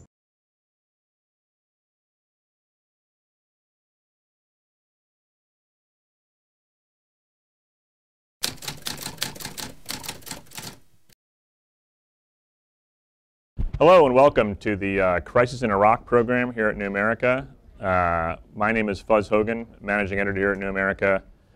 I have not been to Iraq, but I have spent enough time at CNN to have served there during both Iraq wars from the safety of a newsroom in Atlanta. I also, for a time in the early 2000s, oversaw the investigation into Al-Qaeda for CNN. So I've got some familiarity from the days when Zarqawi was the connection between Al-Qaeda and Iraq. We have the best panel of experts we think are available on this topic. Very important challenge confronting the White House, although the president's made his big decision, but there's still clearly more to talk about and more to think about and more to sort of worry about. And so we have this great panel, and we are ready to have that conversation. Just one note, this is being live streamed, so please, when we get to Q&A, which we will get to, wait for the microphone. A very nice person will have a microphone, and we'll call on you, and please wait for a second for that microphone to get in your hands. We will start with some opening statements.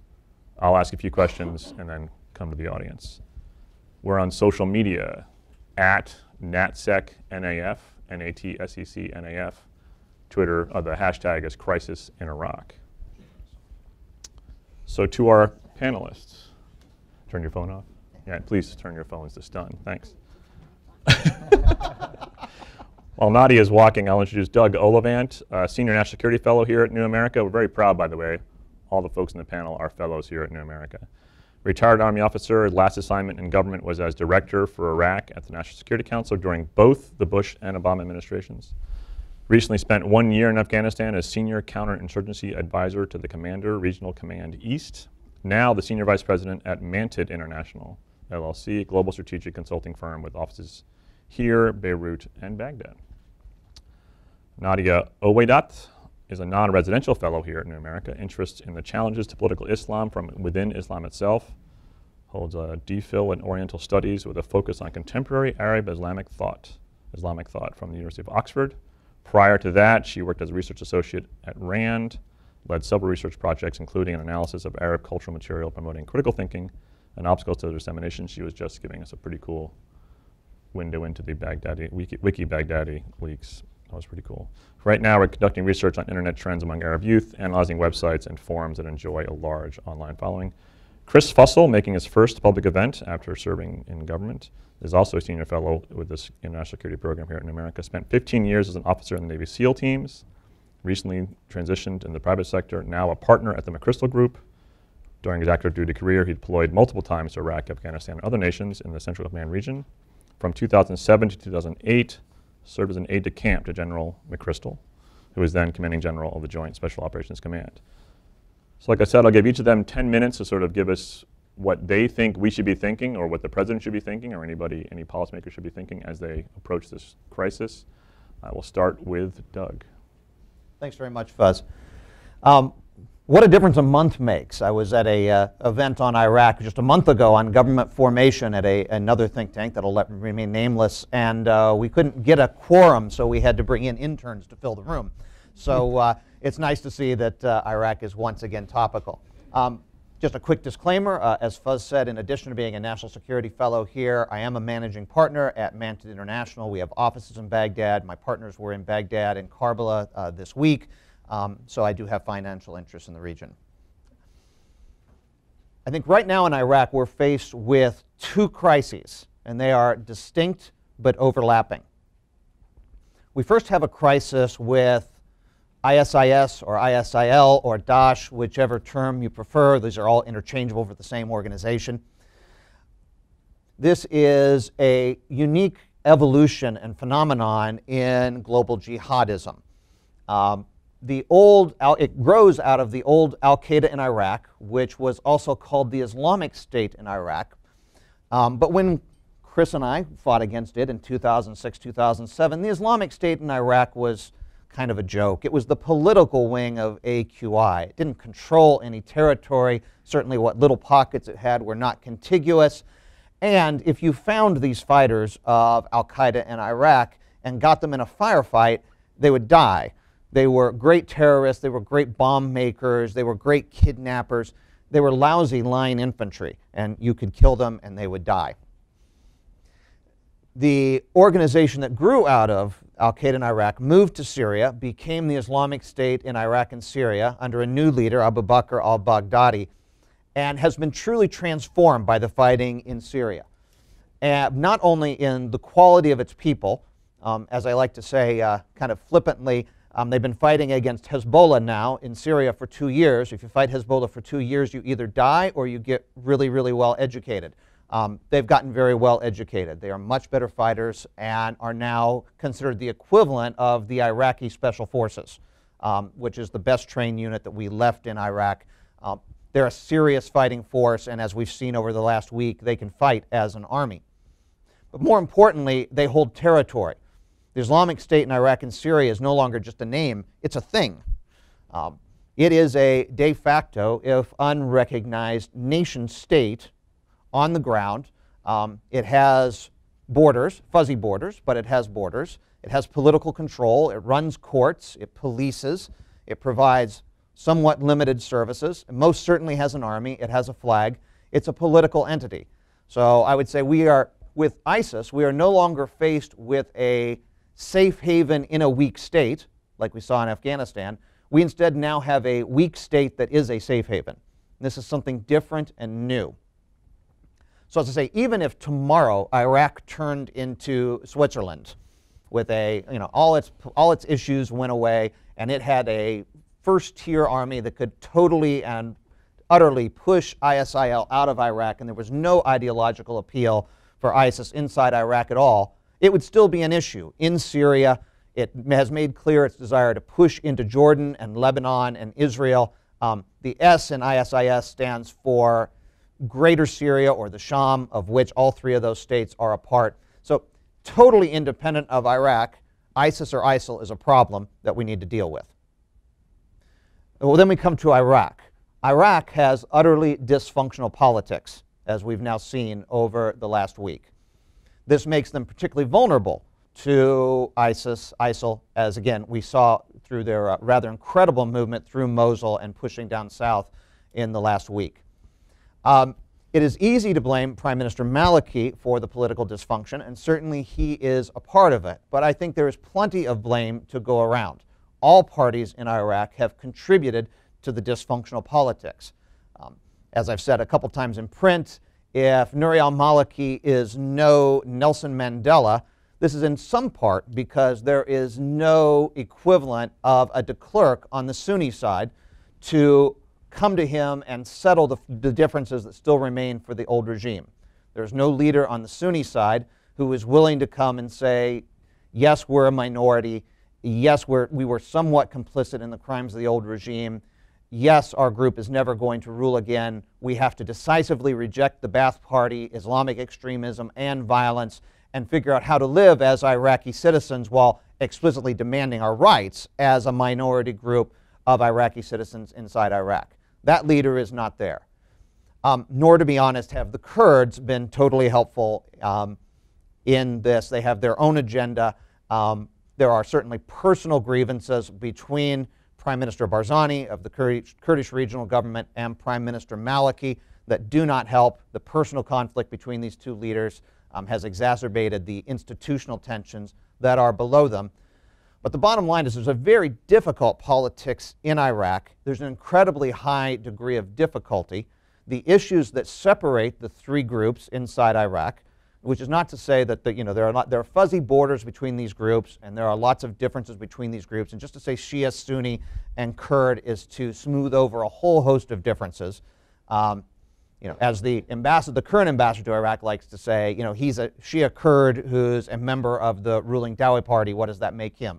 So there are blurry boundaries, but we can still, in the main, talk about the three groups. The politics between them are totally dysfunctional, and it's not clear how that gets fixed. So what does this mean for U.S. policy? Again, we have two problems we're facing. Again, as I said elsewhere publicly, I think while there is lots of blame be given to the administration for their neglect of Iraq over the last 6 years, since this crisis came about, I think it's been handled actually pretty well. The president's speech yesterday was very, very prudent, I thought. In essence, he didn't make a decision, which is exactly the right choice. Don't make a decision until you have to. The president came out and said, I'm going to send some advisors into the country, essentially to give us better situational awareness. They're only going to go down to brigade headquarters, so they will not be at any significant risk. Brigade headquarters sit in offices not unlike the one that we're sitting in here. They're not going to be out forward in the field where they're in danger of being shot or captured. So this is, but they're still close enough to the action that they're, talking on the radio to the guy who's out front seeing it. So they're only one person removed from having a real feel for what's going on the battlefield. That'll give us a much better situational awareness. In the meantime, the president has increased the airborne intelligence and surveillance that we're putting over the battlefield. I suspect that's everything from drones to spy planes to changing some satellite orbits to get better situational awareness. Let us know exactly what's going on so that when and if the president decides that this first problem set, which is ISIS, needs to be dealt with, he has both better situational awareness and the resources at hand to deal with it. I think that's very, very prudent. Then we're going to have to deal with the politics. In a perfect world, we could deal with the politics first and then worry about the military solution. Unfortunately, temporally, they're going to be presented to us in the opposite way. The fight between the Iraqi government and ISIS around Baghdad looks like it's going to happen somewhere in the next 1 to 10 days. Iraqi politics moves very, very slowly. This crisis happened in Iraq in the middle of government formation after that election, and I suspect that's no accident. And government formation in Iraq, if it were to move at light speed, would take 45 to 60 days. 60 to 120 days is probably a more realistic window. So even there is no way to resolve Iraq's political crisis in the near term. It's going to unfold through the government formation process, through the elected parliamentary members that were recently elected in what are universally regarded as free and fair elections in Iraq. That's how that will be broken out. It remains unclear if Nouri al-Maliki will remain the prime minister or not. As the president said, that's for the Iraqis to decide. He does have a privileged place, not only as the incumbent, but as the leader of the party that did extremely well in the last elections. So we will see how that unfolds, but that process is up to them. So again, I think the president has done more or less the right thing, putting us in a position to deal with the immediate crisis, the fight against ISIS just north of Baghdad, while making it very, very clear that the political is the key fight. It needs to happen, but that's going to unfold on a slower timeline. Again, probably at least 60 days before we see a new government, and that would be a very rapid government formation given the constitutional provisions of the Iraqi constitution. I think I'll stop there. Thanks, Doug. So we can zoom in or zoom out, and I'm going to zoom in first to the battle. Chris. I was hoping to cheer the room up a little bit, but Doug's brought us all down. That's okay. No, I think Doug lays out a great case. I'd like to say the clear solution to all that is send in 200 special operators and they'll seize the day and take care of everything, but I think that's clearly unrealistic. I will just offer some quick thoughts about the role and function of these forces we're sending in, where they can and cannot help the situation, and then perhaps what we can expect to see from them once they're on the ground, and some of the risks associated with that. I would first offer just taking it up a level.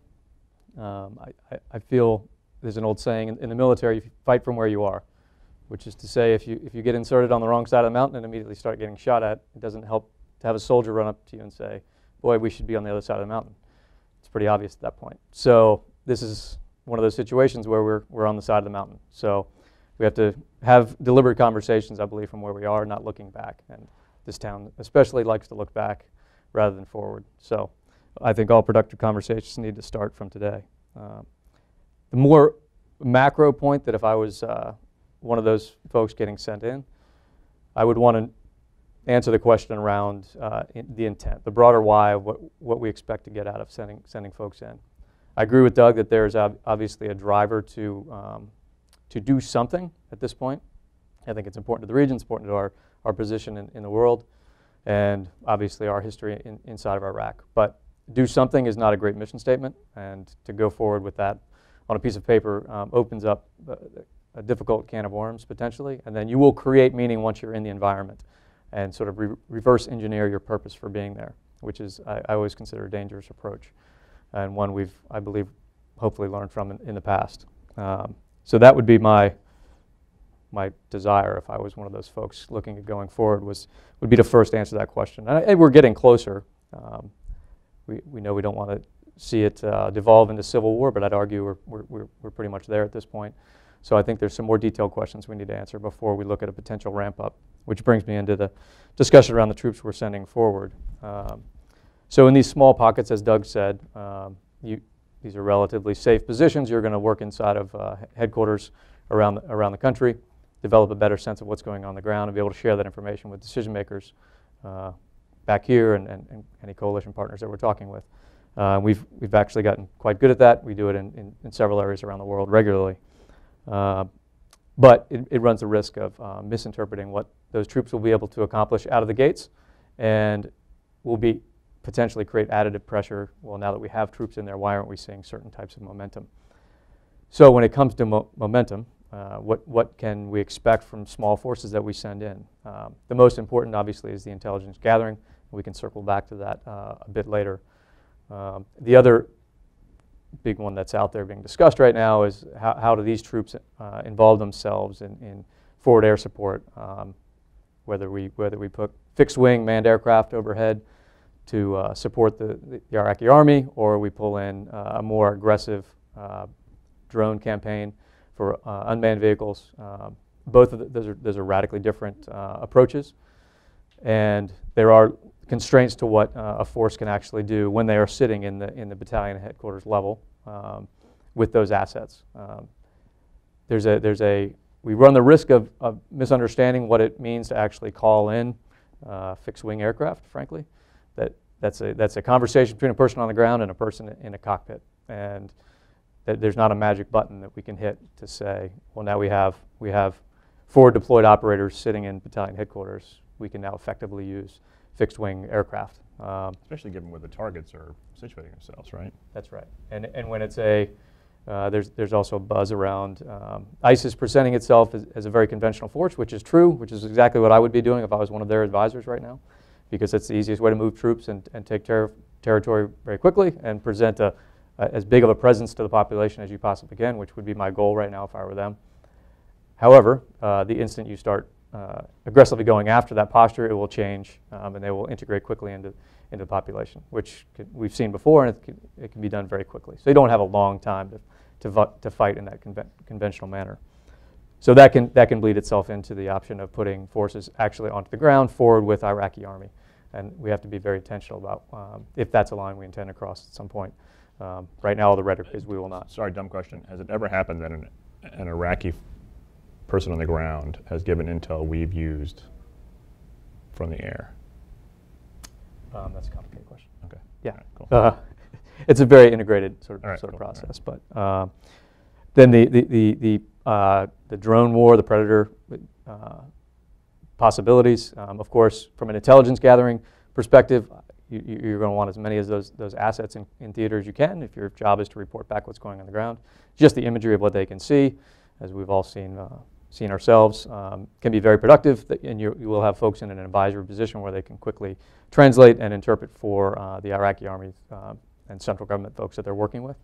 If we go into a targeting sort of scenario, those are much different assets. You're looking at very pinpoint targeting, which again in different scenarios plays itself out differently. I think we run the risk of, as we've done many times in dealing with Al-Qaeda or similar groups, we are a nice structured system, so we tend to look for the strong man inside of this group. In this case, it's Baghdadi, which obviously he's a significant leader inside the organization with a great amount of respect and history inside the organization. Knows us well, we had him in detention for several years. But it's important to remember that the day after Zarqawi was removed from the battlefield, nothing changed. It's a loosely connected network, and the longer Baghdadi has the chance to build ISIS into the same thing that AQI once was, the less impactful removing one or two key leaders is. The real degradation of AQI, which was a combination of a series of different organizations working together, was when the targeting was focused on the mid-level leadership. And removing that swath from the battlefield, much more so than you'll never run out of aggressive young fighters. If you try to just remove senior leadership, it tends to just splinter the network. And so to focus on a mid-band level of leadership, you need forces on the ground that are operating at a very high tempo. So we need to be cautious in how much we think or allow our thinking to go along the great man theory, remove a few people inside ISIS and it'll settle itself. And then the final thing I'd offer on these is all these bleed into, sort of circling back to my first point, I would assume that we can see a more aggressive posture around growth in troops, growth in posture, and what we're willing to do on the ground there, which will be the natural sort of conversation that flows from growth of U.S. troops. Growth of U.S. troops, potentially, yeah.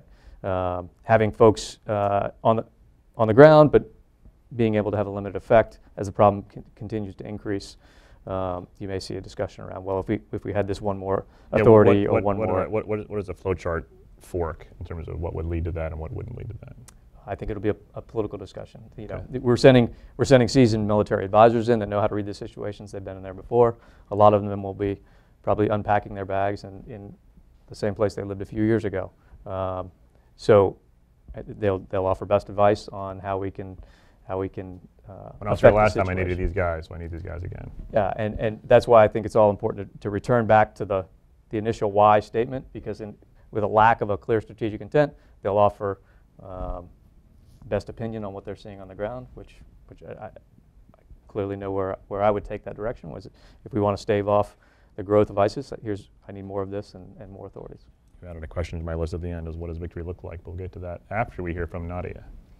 So I'm going to start with the big picture and then zoom into ISIS and their social media and the reaction to that social media. So first, to put this in perspective, you're talking about a region that has actually never, until the Arab Spring, seen a peaceful rotation of power. Usually how it happens is a sect, a family takes over by force and stays until somebody stronger comes and replaces them. And there's no sharing power. Whoever is in power dictates. So Iran, for example, was Sunni until a monarch came and decided the whole population should be Shia to counter the Ottomans. So this is a region that really needs to learn what it means to share power, to be citizens of a nation. At the national level. At the national level, absolutely. So, and if you think about it, the very concept of a nation state is new in Europe. It wasn't until the first half of the 20th century that Europe really became comfortable writing constitutions and becoming nation states. And geography of Europe looked very different only 100 years ago. So the best service the US could have done when they invaded Iraq was actually as much, if not more, than training the Iraqi army, is to train the Iraqis on civic engagements and how to share power, how to be, what it means to have real citizenship and equality, which is really alien to much of the Arab world. In my own household, there's no way my brother can accept we're equal. So the very concept of egalitarianism, citizenship, we're all equal in front of the state, that's something that needs to be taught, and this is where the US can really make a huge contribution. And if you look right now also on the ground, you have a region that is 80% under 40 and 70% under 30, mostly unmarried. These young people want change. They want modernity, which is why the Arab Spring was peaceful, was inclusive, was egalitarian, and the demands of the revolutions were madaniya, civilian, which is really as close as you can come in our culture to saying, we don't want religion to be part of the state. It's legal, it's civic society. So if you take this into consideration and you zoom into Iraq, you have a government that is very much part of the problem. You cannot, the Maliki's government has managed to do the impossible. It has managed not only to alienate the Sunni population, it has managed to have a Zarqawi-like figure, Baghdadi, a Saddam-like figure, a former Ba'athist general, ad-Duri, Sufis, all aligned against al-Qaeda. And this is why this territory grab was successful, because this is how strongly all these groups that are sworn enemies feel against Maliki and his policies and his government. So I feel like if the US wanted truly to have a solution, I would think the first thing is Maliki has to resign, a new prime minister to show good faith to all these different groups that are Iraqi, that have been disenfranchised since Maliki came into power, a new leader to show faith that there's truly a will to cooperate, a will to come to an agreement and to share power peacefully. So looking at ISIS, you know, there has been, I want to start by debunking a myth that Al-Qaeda actually disavowed ISIS because they were too violent for Al-Qaeda. I mean, killing is killing. Al-Qaeda had no problem killing thousands of civilians, unarmed, in a plane. So that's silly. It wasn't that at all, actually. And we know that because, not only because it makes no sense at all, but because also the alliance that that ISIS has is so fragile, in fact, because you have people with such different backgrounds. Again, Ba'athist, Sufis, hardcore militants, aligning together just because of their grievances against Maliki's policies. But if Malikis, like, they are not natural allies by any stretch of the imagination. So if you take this alliance, already there's somebody from within leaking all their secrets. It's called Wiki Baghdadi. We don't know who he is, but he's been really instrumental in divulging a lot of names, a lot of details.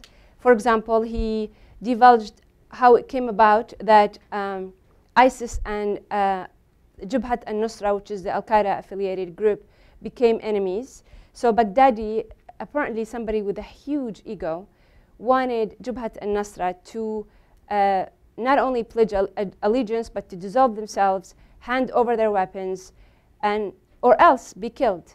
Of course, they said, whoa, actually, no, we have a lot of popularity. We don't want to dissolve ourselves.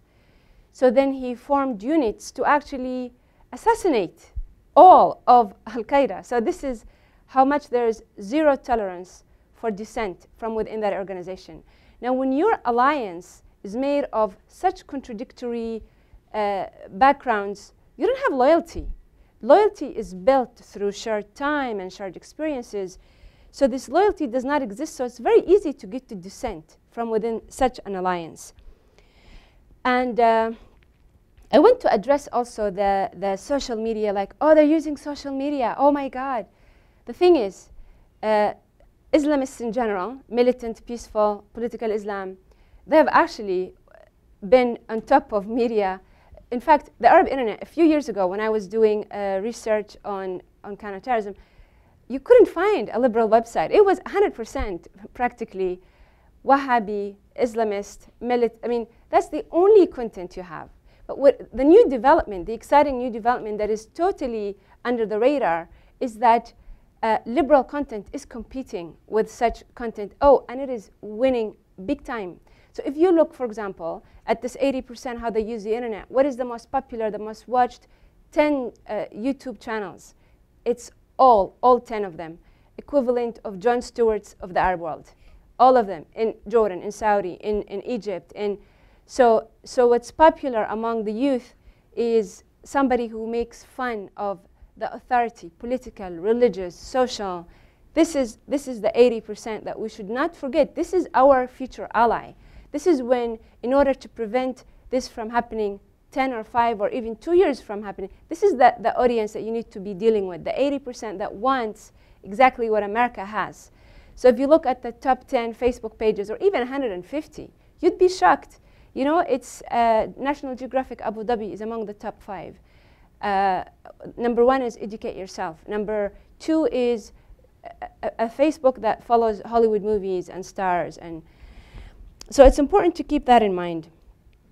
And finally, because again, there's no loyalty in such an alliance that is formed so rapidly, they are actually dependent on social media to attract recruits, because their violence is not making them popular in the Arab world. You can scare somebody to death. That's not actually very hard to do. But to get their loyalty and allegiance and wanting them to work with you, that's a whole different story. So because they're depending on social media, the people they attract are simply bloodthirsty individuals who they find it attractive that you kill elderly people or teenagers. I watched an hour video of ISIS. The whole video is just killing unarmed people. Everybody in the video who was killed, this is not heroism. That is horrific. So whoever is thinking, whoa, I want to join them, that's whether it's somebody in Europe or America, or, I mean, that's somebody who gets just as equally turned on by Hollywood violence. So, but the wider context of the Arab world, it was actually Al-Qaeda, their brutality caused the Sahwa councils first, and it will cause, I mean, it continues to cause, it caused a whole wave of theologians for Al-Qaeda to recant. And it's inevitable that very propaganda they use to supposedly attract more recruits will cause them to have another wave of repulsion and that much stronger feelings that this is something we need to tackle as a culture, as a religion, etc. Thank you very much. We'll get to audience questions in just a moment. I've got a few there that A, come up in the headlines, and B, come up from what you guys said. Starting with Doug, the topic on many analysts' minds is Iran. And if you start with the now, like what Iran's role is as far as you understand it now, and the ideal, right, what it should be in, say, what it ought to be in 2030. What is it now? What is the best way to manage it to the ideal? Well, that's a huge topic I really don't have time to deal with. You know, where should Iran be in 30 years? You know, briefly, you know, where should it be in 30 years? You know, Iran is an incredibly dynamic, old, respected culture. In relationship to Iraq, I should say. In relationship to Iraq. Yeah. Well, you know, Iraq and Iran are going to share a border in perpetuity, so they have to learn to get along with each other, and there's influence that goes over both sides of the border. In the immediate term, we're in a very interesting place where our interests in Iraq are not significantly different than Iran's. Iran wants Iraq to stay together. The last thing Iran needs is an unstable border right now. It's very vested in stability. It's very interested in perpetuating a Shia-dominated government, and given that our interest is in perpetuating democracy and the Shia are 60%, there's at least loose overlap between our goals with respect to the government. So it'll be very interesting to watch obviously how that unfolds in the coming weeks. You know, we are in an interesting place where it is not inconceivable that we'll have U.S. aircraft providing de facto air support to IRGC units fighting against ISIS or ISIL in the coming weeks. That is not something that any of us would have suspected 5 or 6 years ago. That's the place where we are. This does go to show that our policy is largely dysfunctional in the whole region. You know, ISIS is fighting in 2 countries, in Syria and in Iraq. Iran is fighting them in both of those countries, in Syria and Iraq. In Iraq, as I said, it looks like we're about to enter a de facto alliance with Iran against ISIS, while in Syria, we are arming the people who are fighting against the Iranians, and it's very muddled and confused. Yeah, I'm going to get to how to define victory, but to that point, what does the day after look like when we're sitting across it? You know, we've been working with Iran for all this time, and then we achieve the victory, whatever that is. Like, what's the next day look like with us in Iran? You know, if I knew that, I'd be Secretary of State. I have no idea. Anything on that before I go to the next question? You know, the geopolitics of the region is such an important point, because you have Saudi and Iran competing for power and backing their guys with weapons, with training. Again, if I may reference the Wiki Baghdadi, there's a lot of reference to the hundreds of thousands allocated by a Saudi officer to the media campaign of ISIS. And I mean, and I'm sure on the Iranian side as well. So there you have 2 powers that both wanting to enforce their power on the ground by their agents. However, I mean, the wise thing is to actually just for them both to realize that none of them will win. It's not the old historic times. It is, they have to learn to share power over Syria and over Iraq, because the Sunnis are going nowhere and the Shiites are going nowhere, and we have to share the region peacefully. Raises the point, any journalist out there, the story we're looking for is the propaganda chair of ISIS. Who is that character, and where they live, and how are they pulling this off? Go ahead. I would just offer one sort of broad thought on Iran. Is from the day we entered the region, across the border, started the war, however you want to look at it, we have to understand their position. They've played to their own interest very, very effectively for a decade now, which is the same thing we would all do. So we have to accept that they have a keen perspective that has to be respected, whether you agree with it or not. That's been we've seen it play out for years now. Possibly a segue, possibly not, to my next question to you, Chris, is if our folks are just showing back up and trying to get their intel up, and we have this challenge of getting to in addition, who does have good intel now? Yeah. Where are we going to? If Doug has said that the calendars, our ability to get there and doesn't match up with the need to act quickly, what are we going to do in the next few weeks? Yeah, just speaking broadly about intelligence, because it floats around as a big buzzword. There's no golden binder anywhere in Iraq that has the intelligence. Right. Intelligence is a collection of, if you think about it in your own personal life, it's understanding. It's understanding of individuals, of groups, of communities, of how they interact with one another. You can't just follow someone for a day and understand them. You can't know their address and understand how they interact with their community. So that the levels at which you develop understanding, the deeper it is and the truer it is to the situation, then on the military side, you use that understanding to gauge your actions. And you can, in the best case scenario, you can pinpoint very effective actions and predict second and third order effects that will result from those. But that's a level of depth and understanding that takes, in many cases, years to develop. We do it through having forces on the ground that can get out and interact with the population. We do it with, obviously, intelligence services and assets, as Doug referenced earlier. And we do it through host nation partnerships.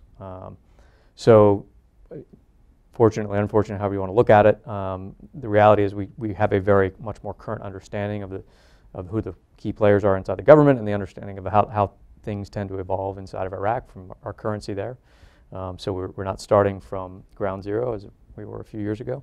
But that said, from where we are now, our best asset is going to be putting folks in there that can interact with really host nation leadership that we have to reform bonds with and trust, and try to get their sense of what's going on inside the population. But you're going to have a constraint on what our individuals can actually find out themselves, because there's going to be boundaries on where they can go inside the country, as there should be. So the other thing you'd layer in is national assets that you can use to cross-reference understanding that you're getting from your partners, and arguably develop a new sense of intelligence about what the organization is doing. But it's going to be difficult, and to develop a real true understanding of how the ISIS network is organized and how it's functioning in a limited amount of time will be hard. And specifically target identification. I mean, that's a real challenge, right? As we talked about during when. Yeah, at a tactical level, to develop a true understanding of if you're talking about airstrikes. Again, as I said in my opening comments, it's difficult. You have to decide which types you want to do, and to what effect. You're not going to solve this problem through a series of airstrikes. And as soon as you do that, the situation is going to morph on the ground around that and adapt very quickly. So it's going to be 2 or 3 chess moves trying to fight a remote war, if that's where we want to go to. You're not recommending that? I think the third order effects of it are much worse than what you're going to get out of it. Okay, Can I say something about the intelligence? Actually, they really provide they provide us with intelligence in the sense that when you have an organization that is so authoritarian, where any dissent is met by cutting your head immediately, and there's a lot of revelation that this happened, and oops, sorry, the wrong guy, no problem, you instill fear, and then the only way you can criticize is actually through leaks. So while Baghdadi is, Wiki Baghdadi is the most famous, without even looking, I spotted a few others who are critiquing the various jihadi movements, because there's no space where they can say, sir, actually, well, we should not do this, maybe. So because there has not been space to create loyalty really, so they just go online because they think, oh, that's the only way I can really express how this is dangerous for the group. And you have so many of them leaking their own secrets. So I'm going to... Let me just very quickly, I totally agree with Chris on the difficulty of fighting the network and the necessity of intelligence. I think we're at an interesting phase, though, where ISIL is presenting a non-network target. If they are hiding in the shadows, again, and remaining kidnappers and saboteurs and terrorists, Chris knows more about that than I ever will, how difficult that is to untangle and find. We're now in a situation, though, where they're presenting us convoys with machine guns in the back and black flags flying.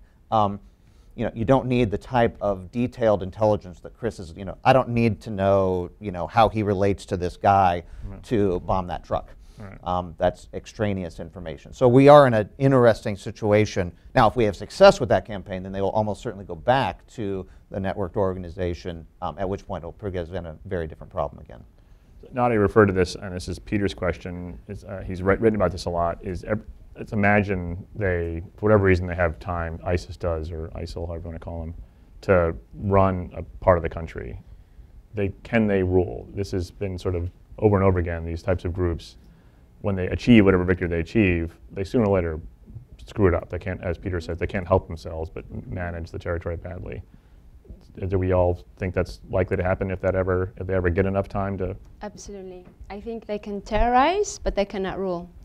And the reason why they even have an alliance in the first place with the tribes, with the Baathists, with the Sufis, is the grievances that have not been met through a legitimate government. So if we were to help the Iraqi people by instilling a government that is not sectarian, a more Nelson Mandela-like government, that is 90% of the solution, in my opinion. So we have no sense that they've learned these lessons from Mali and Afghanistan. And the analogy, they're the frog and the scorpion. Right. The scorpion is always going to bite the frog in the middle of the river, even though he drowns himself. It would be tactically so much smarter for ISIS to show its kinder, gentler side in the way it rules. It's ideologically incapable of that. That's their entire raison d'etre. If they didn't do that, they would not have the what legitimacy they have as a Islamist group setting up the caliphate. What's the point of wanting to set up the caliphate if when you set it up it's not very caliphate-like? I also think we're hearing reassuring noises, at least from Nadia, that this has been the old saw, the regional conflagration, the world's scariest flowchart, right? This begets another fight and the everybody in the pool scenario, that everyone from the region sort of jumps in, or this explodes out. I remember Macedonia was the first time I started hearing that talk in like the mid-90s, that Greece was going to jump in, and next thing you know, we got a whole World War III. That sounds like that's not going to happen here because it's contained for various sets of reasons. Is that valid, or should we worry that this will spill out of where it's now? I'm very concerned about it continuing to morph. I'm very concerned about Jordan. I'm very concerned about Iraqi Kurdistan. I think those are the next two logical places for ISIS to attempt to flow. It'll be but it'll all depend on how the next couple weeks play out, and are they able to hold this terrain.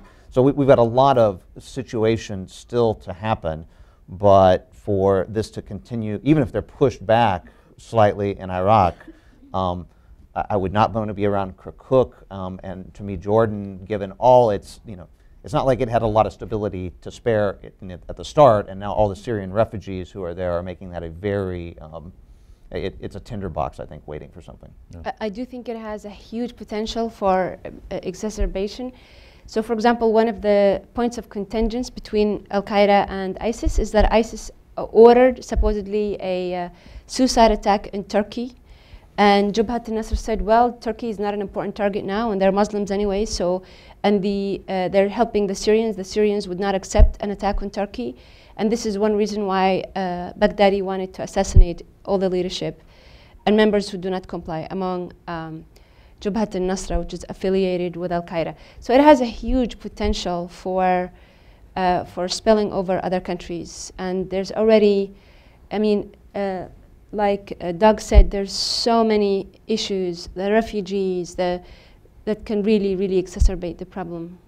No, I would just offer, I think, it's hard to make a judgment about the violence spilling out. That's very unpredictable in my opinion. But I think we're certainly looking at I think to Nadia's earlier point, the very severe degradation of the world's first effort to sort of implant the nation state structure in that part of the world, and this is flawed going back decades, and now it's really bubbling up as a result of the events of the last decade as to the frailties inside of it. So I think that trend will continue, and it's very dangerous. Chris, staying with you, how do we partner? This is Peter's question as well. How do we partner with and build effective armies? Is there a lesson from? Are we getting better at that? Yeah, I mean that's the question. Have we done it? Can it be done? It's still it's an open-ended question, and it's a big policy decision on how you're going to disperse your forces around the world. We've seen it done arguably successfully in maybe places like Yemen, but and a lot of the programs going on in Africa now. But there's a very integrated relationship with the United States in places like that. So when they're left alone, this is our most recent and powerful example of what may or may not unfold. I think the lesson from at least what's happened to date in Iraq is less around the capability of the military. They didn't turn and walk away because they didn't have the firepower of the forces or the training. It was much more of a social divide. If you're a soldier stuck in a completely alienated part of the country who has every reason to be unhappy with the way they're being governed, and you see the berms literally just being torn down, and what is your drive to stay and fight for that part of the country that obviously has a justified social reason to be very discontent with the central leadership. So again, to Nadia's overall point about social structures, armies are an extension of that, whether interior, exterior, whatever you're trying to accomplish with them. If the imbalance inside is completely off kilter, then trying to band-aid it with a highly trained army eventually will not play out. And I think also that the police have an important role to play at the local level. And if there is no Again, no civic engagement, no education for citizenship, for transparency, no building of institutions. This cannot happen with an army. It's not an army, it's not a force thing. Force, whether by Maliki or by ISIS, is not going to achieve long-lasting stability or prosperity for Iraq. Great. One last targeted question, then a big question. The oil field, Baji, Doug, what is the status now as far as you understand it, and can they actually do anything with it? I mean, what would they be able to, what advantage would they get other than a propaganda win? Facts are in short supply as to Right. exactly what's going on in Baji. So we've heard everything from the government totally has control to the insurgents totally have control and everything in between. So I think it's safest to say it's being contested, and who actually controls it is not clear right now. The effect of it, the Baiji refinery has nothing, zero, to do with Iraq's oil exports. The Baiji is all about Iraq's internal economy. That's where the oil is taken and refined. It provides the gasoline, the heating oil, the LPG that people use for cooking. It's all about the internal economy, and largely for north of Baghdad, for the areas that are currently being contested. So perversely, if this goes out of function, all this is going to do is cause more suffering for the people that are in the areas that are suffering most. Goes to their ability to lead. Right. This is not going. This will Afghan. not affect the Kurds in the northeast, who have a really great thing going. This will not affect the largely Shia population from Baghdad on south, who also have a really good thing going.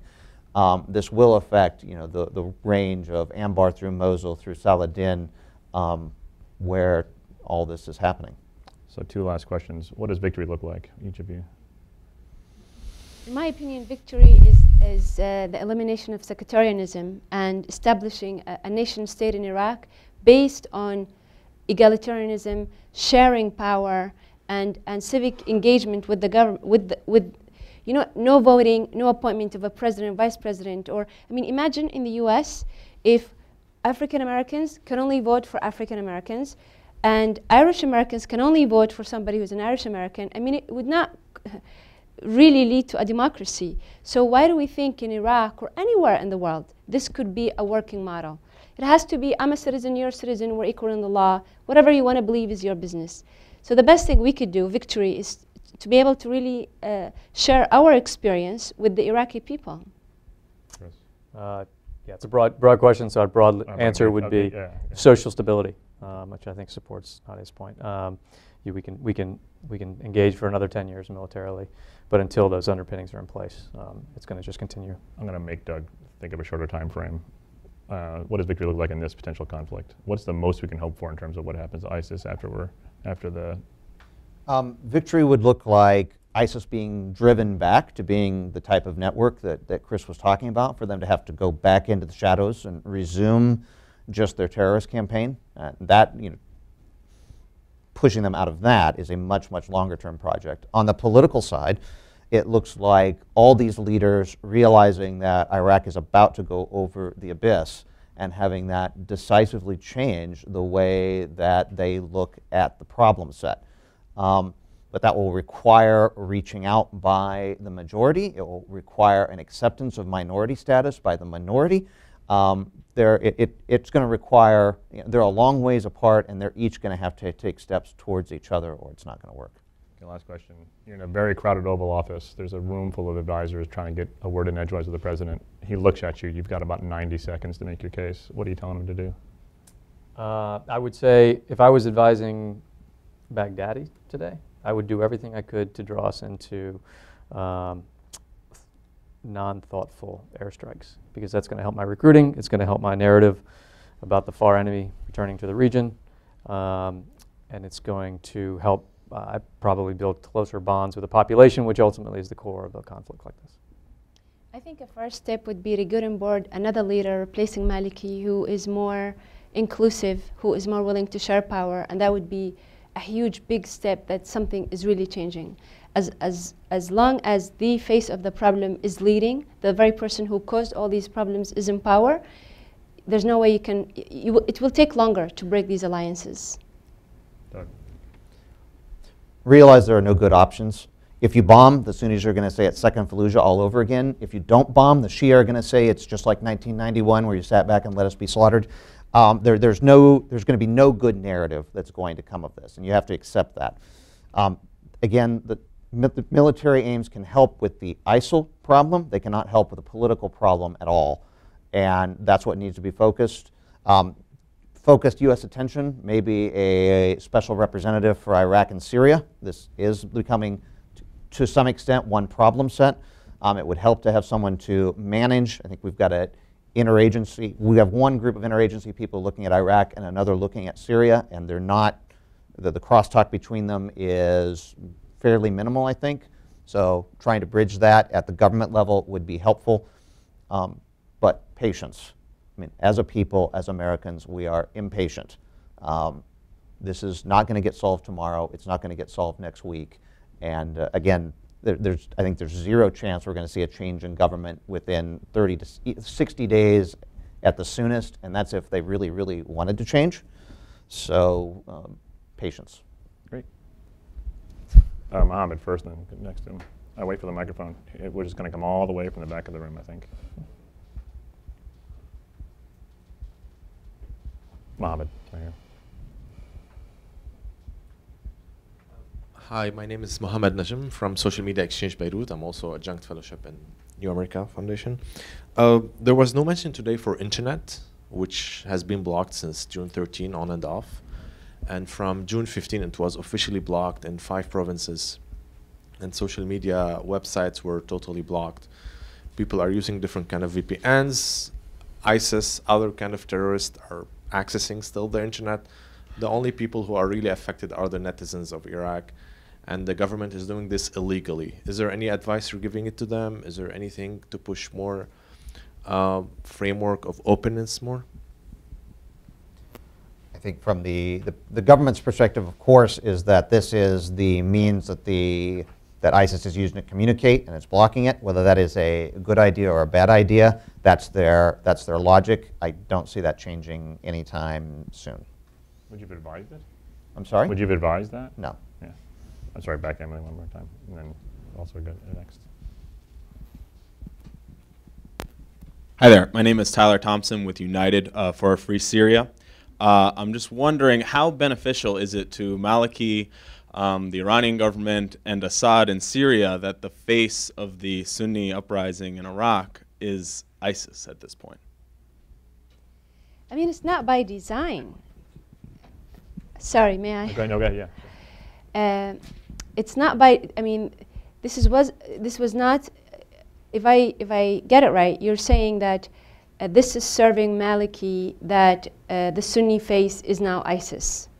But if you are an Iraqi citizen caught between being killed by your own army or having somebody say to you, oh, we're going to protect you, it's so facts on the ground are dictating this and causing this. So it's Maliki's, if Maliki wants to spin it, it doesn't matter. Just like, you know, when Mubarak tied to the internet, when Mubarak, to cover up his failed policies, wanted to cut the internet, it doesn't work. This has been in the works for years. So you can spell it or you want, you can try to, but at the end, propaganda can only work if it's really followed by actual decisions on the ground and actual policies. Let me very quickly. It's not helpful at all. As you know, Assad has been saying since day one that he's fighting against terrorism. On day one, when he said that was not true. Today, when he says it, it's only a half lie. So this is certainly helping him. In Iraq, there's been now a conflation of ISIS and Sunni grievances.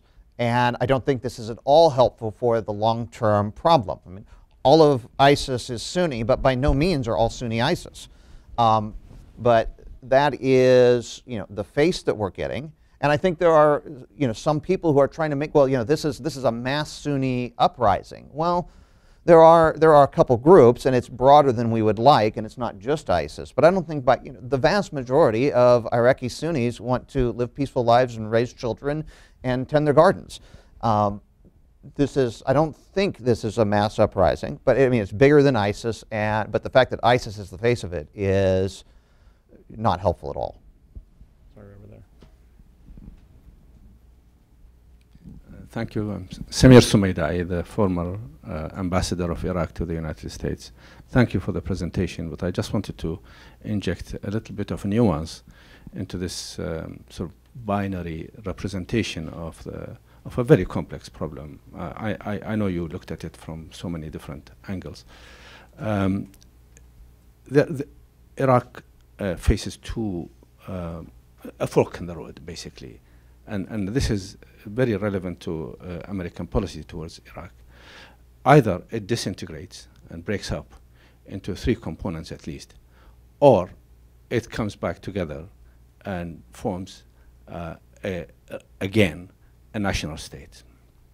And the critical factor that will determine which way this is going to go is whether the next government that's formed is going to be an attempt to include everyone and make them feel part of the country. Now, I'm sorry, but I disagree that it is only ISIS that has suddenly swept through the country and controlled all of this territory. I know, I have relatives there. They live there on the ground, and I get telephone calls every day, or internet when they could use it, and now they've stopped internet, telling me that people are fed up to the teeth. And anybody, ISIS, and they are saying that they will turn on ISIS when the time is right. They are talking about it already. So it is a bigger political problem. It is a conflict. Now, the way to go, I didn't hear any emphasis on the issue of sectarianism. Nadia highlighted aspects of that, and that's the most important. If we say, okay, the Shia are majority, so they are going to rule anyway. Iran wants them to rule, so we have to go along with Iran, bomb the hell out of ISIS and anybody who opposes that, and therefore so we restore order. That's not restoring order, that's buying more trouble. In the long term, the only way is to walk away from the agenda of sectarianism, which Iran, by the way, is promoting, because its only device to have influence in Iraq, its major device to have influence in Iraq is through sectarianism. The less sectarian the country is, the less influence ISIS has, and the less influence Iran has. I'd like you to comment on this specific point of sectarianism and the influence on American policy, or the choices presented to American policy about which way to try and get the thing on the ground to move away from sectarianism or just back so-called elected government. Thank you. Not into sectarianism, I can talk about Iran. So, great comment, thank you for this contribution. It's so true, that's what Iraq needs, a non-sectarian leader. And I want to say, how many Republican or Democratic states have somebody, a mayor, or who's from the opposite party? So it's not by default that if let the fittest run in Iraq, not whoever is Sunni or Shia, let the people choose, because I dare say that the people themselves are not a sectarian. They want a national Iraq. It did exist, a national Iraq did exist. And actually, a lot of people don't know that 48 out of the 50 who were on the cards that the US distributed were actually Shia. So there's a lot of intermarriages in Iraq. And until the 2003 invasion, a lot of my friends didn't even know which of their parents are Shia or Sunni. So I think this is such an important point, and it needs to be #1 step to solving the solution, is to have a leader who is non-sectarian. Sectarianism in Iraq is the problem. It comes from both sides. It's not simply the Iranians who are encouraging sectarianism. The Gulf states also have an interest in encouraging sectarianism. The Sunni citizens are clearly in the mass fed up with the current government. The significant part of the Shia citizens of Iraq have come to the conclusion that any time the Sunni citizens don't get their way, they're going to return to the Ba'ath Party and or Islamism and send car bombs into East Baghdad. The entire situation is that there's a lack of trust on both sides. And there's deep sectarianism on both sides, and that's the problem. You know, we have admittedly abuses by the central government in terms of mass roundups of Sunni citizens. You know, on the other hand, the language that was used at the protest camps to describe, you know, Shia Iraqis was deeply racist. There's no other word for it. You know, the equivalent of deeply racist terms. That has to be ratcheted down on both sides. And as I keep saying, it's both sides have to take steps towards the center to move away from this. Else we are going to divide. And very quickly, a word on division. I mean, any rational analysis is that Iraq needs to stay together. Even the Kurds, who, you know, may perhaps in their hearts want to secede, a independent Iraqi Kurdistan is landlocked. It becomes instantly a Turkish client state. You know, if the Turks tell them that Kurdish oil is only worth $10 a barrel, they're going to have no alternative to that because that's going to be their sole means of export. So that is not a situation. They cannot speak as equals to Ankara, just Erbil. The Sunni areas are utterly impoverished. There's no significant resources in those areas. They would also be landlocked. It would be Jordan without a seaport, or Somalia without a coast. A truly tragic situation. Oh, and by the way, the Kurds just moved into half their land, by the way, so that'll need to be settled out. And the Shia South would become what it's now, I think, largely falsely accused of being. I don't think Iraq is currently an Iranian client state. Were it reduced to just the southern provinces, there's no way it would be able to deal with Tehran as an equal, and it would become an Iranian client state. So a division in Iraq, I think, is tragic for all three major groupings. Great, thanks. Right there. Olga Aberdeen, first, a bit of history. If you look at Arab and Islamic history since the Prophet died, you always had people who believe in absurdities like Al-Qaeda, like ISIS. And those people who believe in absurdities commit atrocities. Now, from my perspective, the Iraqi people will not tolerate people of that ilk. Now, ISIS has a big challenge. How will they pay the salaries of the people in Mosul, in Fallujah?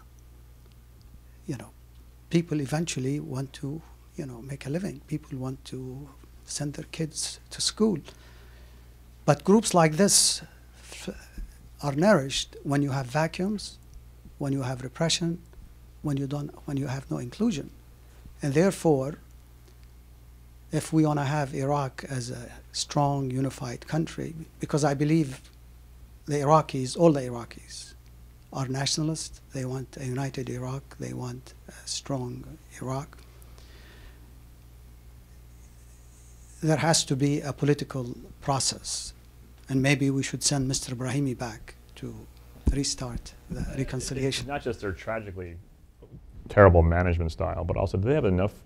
They're spread pretty thin, right? Can they really leave people behind and to actually manage any part of the country? I mean, what is their post-victory? I think it's very unclear what they have left behind, who's managing these cities, how spread thin are they? Again, as I keep saying, facts are in really short supply as to what's going on in the north, which is why we need to figure out more very quickly. But we know they have a lot of money. They robbed one bank and got 400 million. That's just from one robbery. They have been collecting money from citizens. They have plenty of cash from their agents. There's talk on the Baghdadi leaks of reliable Saudi source.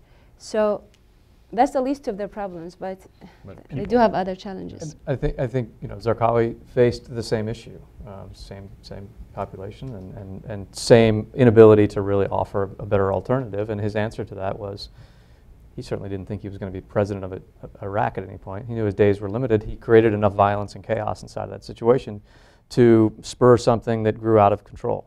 And so part of this has to consider, is that the approach they're trying to take right now? That's a race against stability and chaos. Yeah, that's the question, is chaos I think about the revolutionary leaders throughout the time, they always had something they wanted. Castro wanted Cuba, right? I mean, not to equate those two folks, but like, I don't get the sense that he's even articulated a goal, has he? A caliphate. A caliphate? Yes. Okay, yeah, it's true. May I just add one comment? Yeah. I think all this talk about ISIS and Al-Qaeda indirectly promotes them. They love this attention. What you guys are talking about, when you look at the US media, like this is an ISIS show. And as the ambassador said, it's not truly an ISIS show. I mean, there are tribes who are dissatisfied. There are nationalists who are dissatisfied. So, you know, it's a field day for them. I well, agree. it wasn't an Al-Qaeda show either. I completely agree. We lost the media spin on that one. It was a grouping of many disparate folks and opinions everywhere in the country, even at the peak of the war. Al-Qaeda globally is it's not a unified thing, but we put labels on it to try and understand it somewhat. And I think we're not giving enough credit to the important point of sectarianism and the importance of alliances, the importance of building different kinds of policies. That should be really the star, and that should be the focus.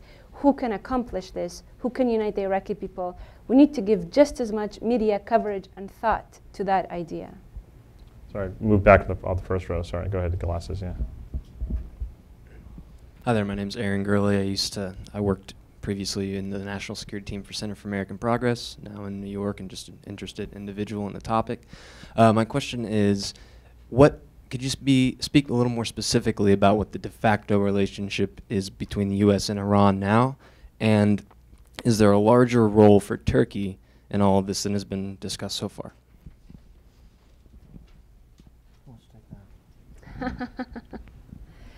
Turkey? Well, I can jump in. Okay. I think Turkey can play a positive role. Clearly, they are viewed as a possible leader. They were doing a lot of things before this, the Syrian revolution. How the U.S. is going to use its leverage with Turkey, it's quite unclear. I'm not aware that President Obama reached out, but the Iranian-U.S. alliance, it could not be at worse timing, to be honest, because it can easily be viewed as Sunni versus Shia, and the U.S. is shifting back to Shia, enforcing the very sectarian virus that is killing Iraq. So I think it would be a blunder for us to want Iran to solve the Iraqi problem. I'm going to go all the way back to the guy with the world's largest baffle. Thank you for your time. Rahim Rashidi from Kurdistan TV. My question is for panel. For sure, do you think is Iraq divided between Kurds, Shia, and Sunni? And what is Maliki's responsibility for this situation in Iraq? Thank you. Who was that to? The panel. Anyone else? Maliki's role in. Maliki bears the most responsibility because he's the prime minister. But as I keep saying, I think all the major political figures have been unhelpful. The one example I like to give is I think we had a moment last spring where we saw Maliki and Mutlaq together bring forward a major de-Baathification bill that would have made, I think, major progress and would have been seen as a major reaching out to the Sunni community. The Shia parties, to Maliki's right, objected to that policy on policy grounds. They just had no interest in ending de-Baathification. And the other Sunni figures, to Mutlaq's right, so to speak, didn't want Mutlaq and Maliki to get a political win.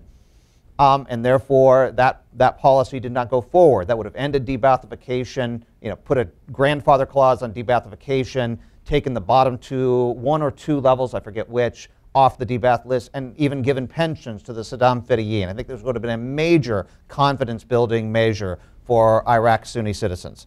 And because of political wrangling that looks very familiar to those of us who watch Capitol Hill here, they just couldn't get this through. So all political figures in Iraq bear some responsibility for where we're at.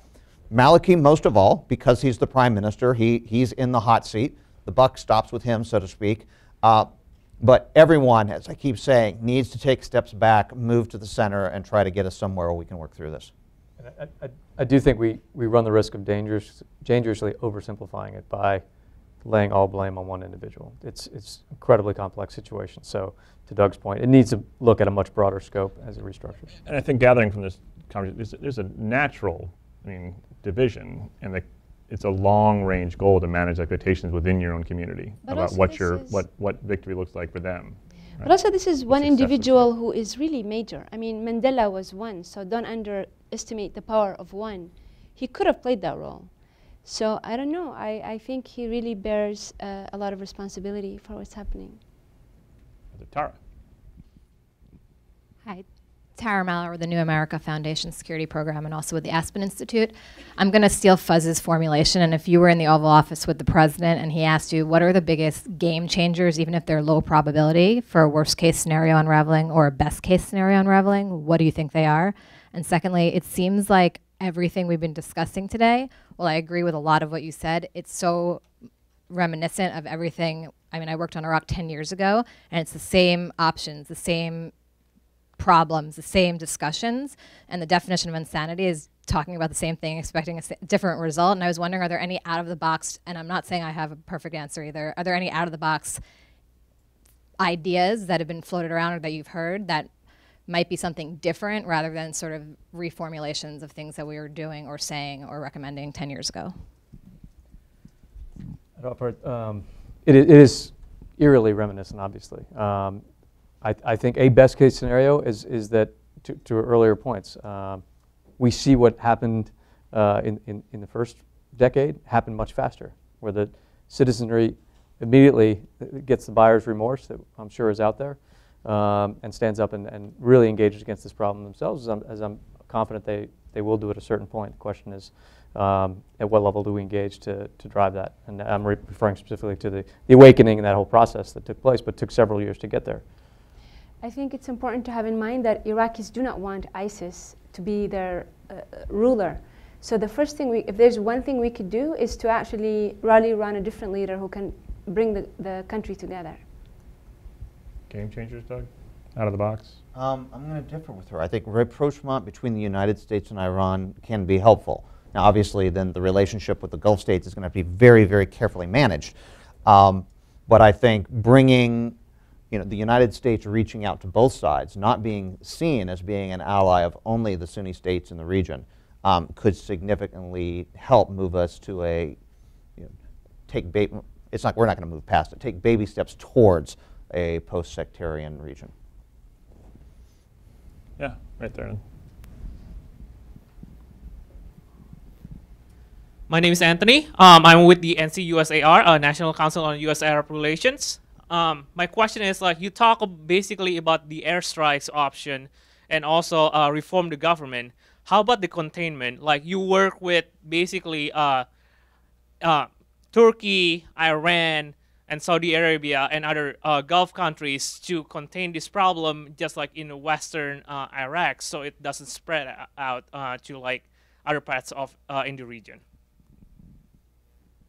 I think it's important to think like that in parallel, but I think strictly containing the issue would leave a host of issues on the ground that we have some accountability to, obviously, given our own history, and I think an obligation to engage against. I think we just have to be very thoughtful and deliberate in how we go about that. And also, these countries have their own interests, and they're not going to put them second of the U.S.'s interest.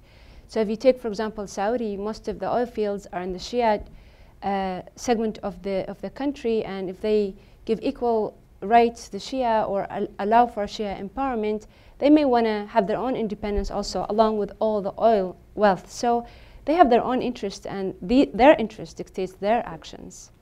So we have to keep that in mind as we try to convince them to do what's in our interest. I think it's difficult to contain a problem that's so transnational. We know that in ISIS, while the bulk of ISIS is composed of Syrians and Iraqis, we know there are Chechens, there are Bosnians, there are Tunisians, there are Saudis. And for that matter, there are a lot of Europeans and even dozens or scores of Americans. So this is a larger transnational problem. It's kind of pulling all the jihadis into one place, which I think is perversely stabilizing for some people right now until they go home. So it's I don't think this is a problem that lends itself to containment. Although I'm certainly open to thinking about the problem in different ways. I'm not convinced that's going to get us too much purchase. The camera. Yeah, next, and the guy standing right next to the camera. Yeah, sorry. My name is Phil Mastretta. Is this working? Yep. Former assistant IG with the Special IG for Iraq, former senior advisor in the AFPAC office of the Pentagon, and a former senior advisor to governments in both Kabul and Baghdad. I have one observation and one question. First of all, I think, and this is in line somewhat with the young lady over here who spoke a moment ago, it's important to have a sense of history, particularly the last 10 or 12 years of this complex situation, to make sure we don't make the same mistakes, of which there were many, and to understand our responsibilities as well as our national interests in the region. My question is, where is the sense of urgency? We've talked a lot about the long-term problems and the complexities. It's my understanding, this is based just on press reports, that ISIS has captured territory within 70 or 80 miles of Baghdad, captured massive amounts of arms and ammunition, and maybe some heavy weapons, thanks to the collapse of the Iraqi security forces. They seized almost $500 million from the Mosul branch of the Central Bank of Iraq. That funds a lot of activity for a long time, as well as social services. And it's my understanding they are setting up social services, courts, intelligence services throughout the areas that they control. Where's the sense of urgency? This seems to me an impending disaster. Thanks. I don't think we have a sense of urgency, and that's why I think the President has made exactly the right decision in letting the situation develop and gather more information. If ISIL were continuing to progress south towards Baghdad at the same speed they moved from Mosul to Tikrit, well, then we'd be in an entirely different situation. But it does not appear that Baghdad is in any imminent danger of falling. The heavy weapons that were captured, they're not going to be able to use. They'll, you know, if they have a tank, they'll shoot the rounds that are in it, and then it'll break down, and that won't impact. Now, the trucks that they've captured, the small arms that they've captured, that's real. They got a lot of money, but as our guest here in the front row pointed out, they also inherited a whole bunch of people. And if you're just having to pay your own salaries, $500 million lasts a long time. If you have to finance the entire city of Mosul, I'm not sure that gets you through the next 3 weeks. So I don't think we need a sense of urgency. If Baghdad were about to fall, then yeah, we'd have a sense of urgency. Baghdad's not about to fall.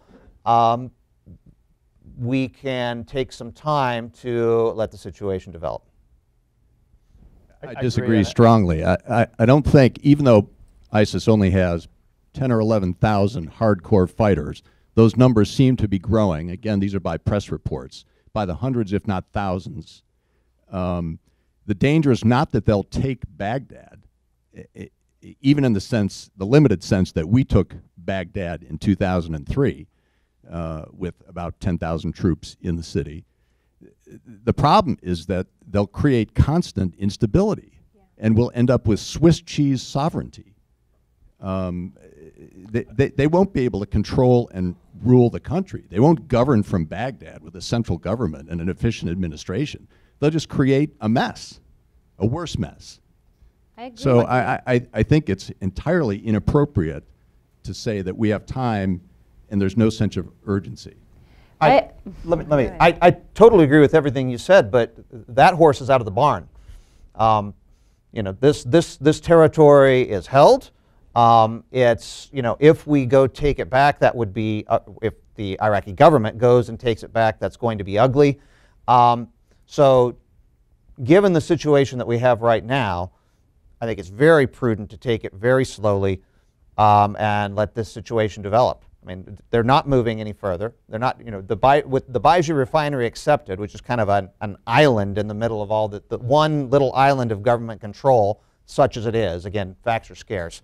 In the middle of all this territory that they've held. That aside, the lines seem pretty stable at the moment. I disagree strongly. I think there should be a huge sense of urgency, because if you look at the narrative of ISIS, of all terrorist organizations, this is a victory for them. They should not be allowed to have. The narrative needs to say, think of new recruits, think of young people who may want to join. Yeah, you held on to arms and then you were squashed, and this is victory. So there needs to be an addressing of this problem ASAP. I think it is very urgent, and every piece of land they own is a potential land to train, to even foreign fighters, so it's really, it needs to be tackled as a global problem, not an Iraq problem. I'll let Chris go, then I have a question. I think you look, I think we've learned some hard lessons about taking urgent action going back a decade. And was it Prince Turki Faisal said, I hope you're as deliberate in your withdrawal from Iraq as you were undeliberate as your entry. And I think there's a key lesson there. And if we're, I completely agree with the idea and the dangers there, but urgently do what? I think we urgently need to build coalitions, think about the end state we want to create, and then take appropriate actions. I can urgently deploy thousands of forces. The question is, what does that get us in the near term? Yeah, I guess the question is it the same as Zarqawi? What's different? Can we learn lessons? Is the lessons from the Zarqawi moment patience? It's certainly different. It's certainly different than Zarqawi, but it's not different than it was 90 days ago. I mean, we have a difference of degree. The Islamic State in Iraq and Syria is bigger than it was 45 days ago, but it's not any different in kind. Now there are now safe havens in Mosul. There have been safe havens in Fallujah and al-Raqqa for a year now. It's bigger. It's on our screen now. But in terms of the danger that it presents to the West, in the terms of the danger to the narrative, in terms of attracting jihadist recruits from around the world, it hasn't become instantly an existential it's no threat. different than it was 45 days ago. Okay, cool. Yeah, up here. We have time for this and one more question. Kawan with Phoenix Television. You talked about the political and social issues in Iraq and long-term solutions, but in the meantime, U.S. is sending up to 300 troops to Iraq. So in the foreseeable future, in the next few weeks, how effectively do you think they can advise or they can help the Iraq force to, I don't know what to achieve, to push the ISIS back to the north, or what they achieve, but how effective that the U.S. can help the Iraq force to stabilize the current situation? I think a military aid by the U.S. cannot be effective unless it is simultaneously carried out with a political solution, unless two of them are at the same time replacing Maliki, getting a more progressive, more inclusive leader alongside training. They have to be happening simultaneously, or else it's not going to be effective, in my opinion. I would offer that same idea, but slightly off. I think the biggest risk is these are good troops. They'll be able to show momentum, depending on what assets are given and what sort of relationships they'll be able to create with the army. The risk is those wins allow the second more important narrative to fall to the wayside. And so that both of them need equal attention in not only in closed door, but in the public sphere. Is if we're going to go in and create momentum, it needs to be in support of this sort of longer term stability. I think what we're seeing right now is a classic, what's called in the counterinsurgency world, a weak win, where you've basically put your boot on their neck for many years, and as soon as you move the boot, give it a year, 2 years, however many long it takes to reorganize, and some sort of movement will re-engage. Big hand way in the back. You win by being taller. Thomas Risberg from the Convergence Center for Policy Resolution. My question is, you said there's no non-sectarian leader that you can see. What about Ayad Alawi? And is he playing any role? Does he have credibility in the country? And then to the extent that there's a choice between democracy and sectarianism, do we have to start at least being open to the possibility of having a secular strongman, and that's what it needs? We never said there is no such a thing. We said we need to bring such a person, but we didn't say he doesn't exist. Of course he does. Iraq is actually one of the most secular countries in the Arab world. So, I mean, it's compared to many other countries, they have much deeper roots in secularism. So that's, I know he must exist, this leader. Or she. Who Who, do you have any names? We have one sitting in the front row right here. On that note, thanks to Peter Bergen, who sends his regards, and thanks to Bailey Cahall and her great team for doing this event. Thanks.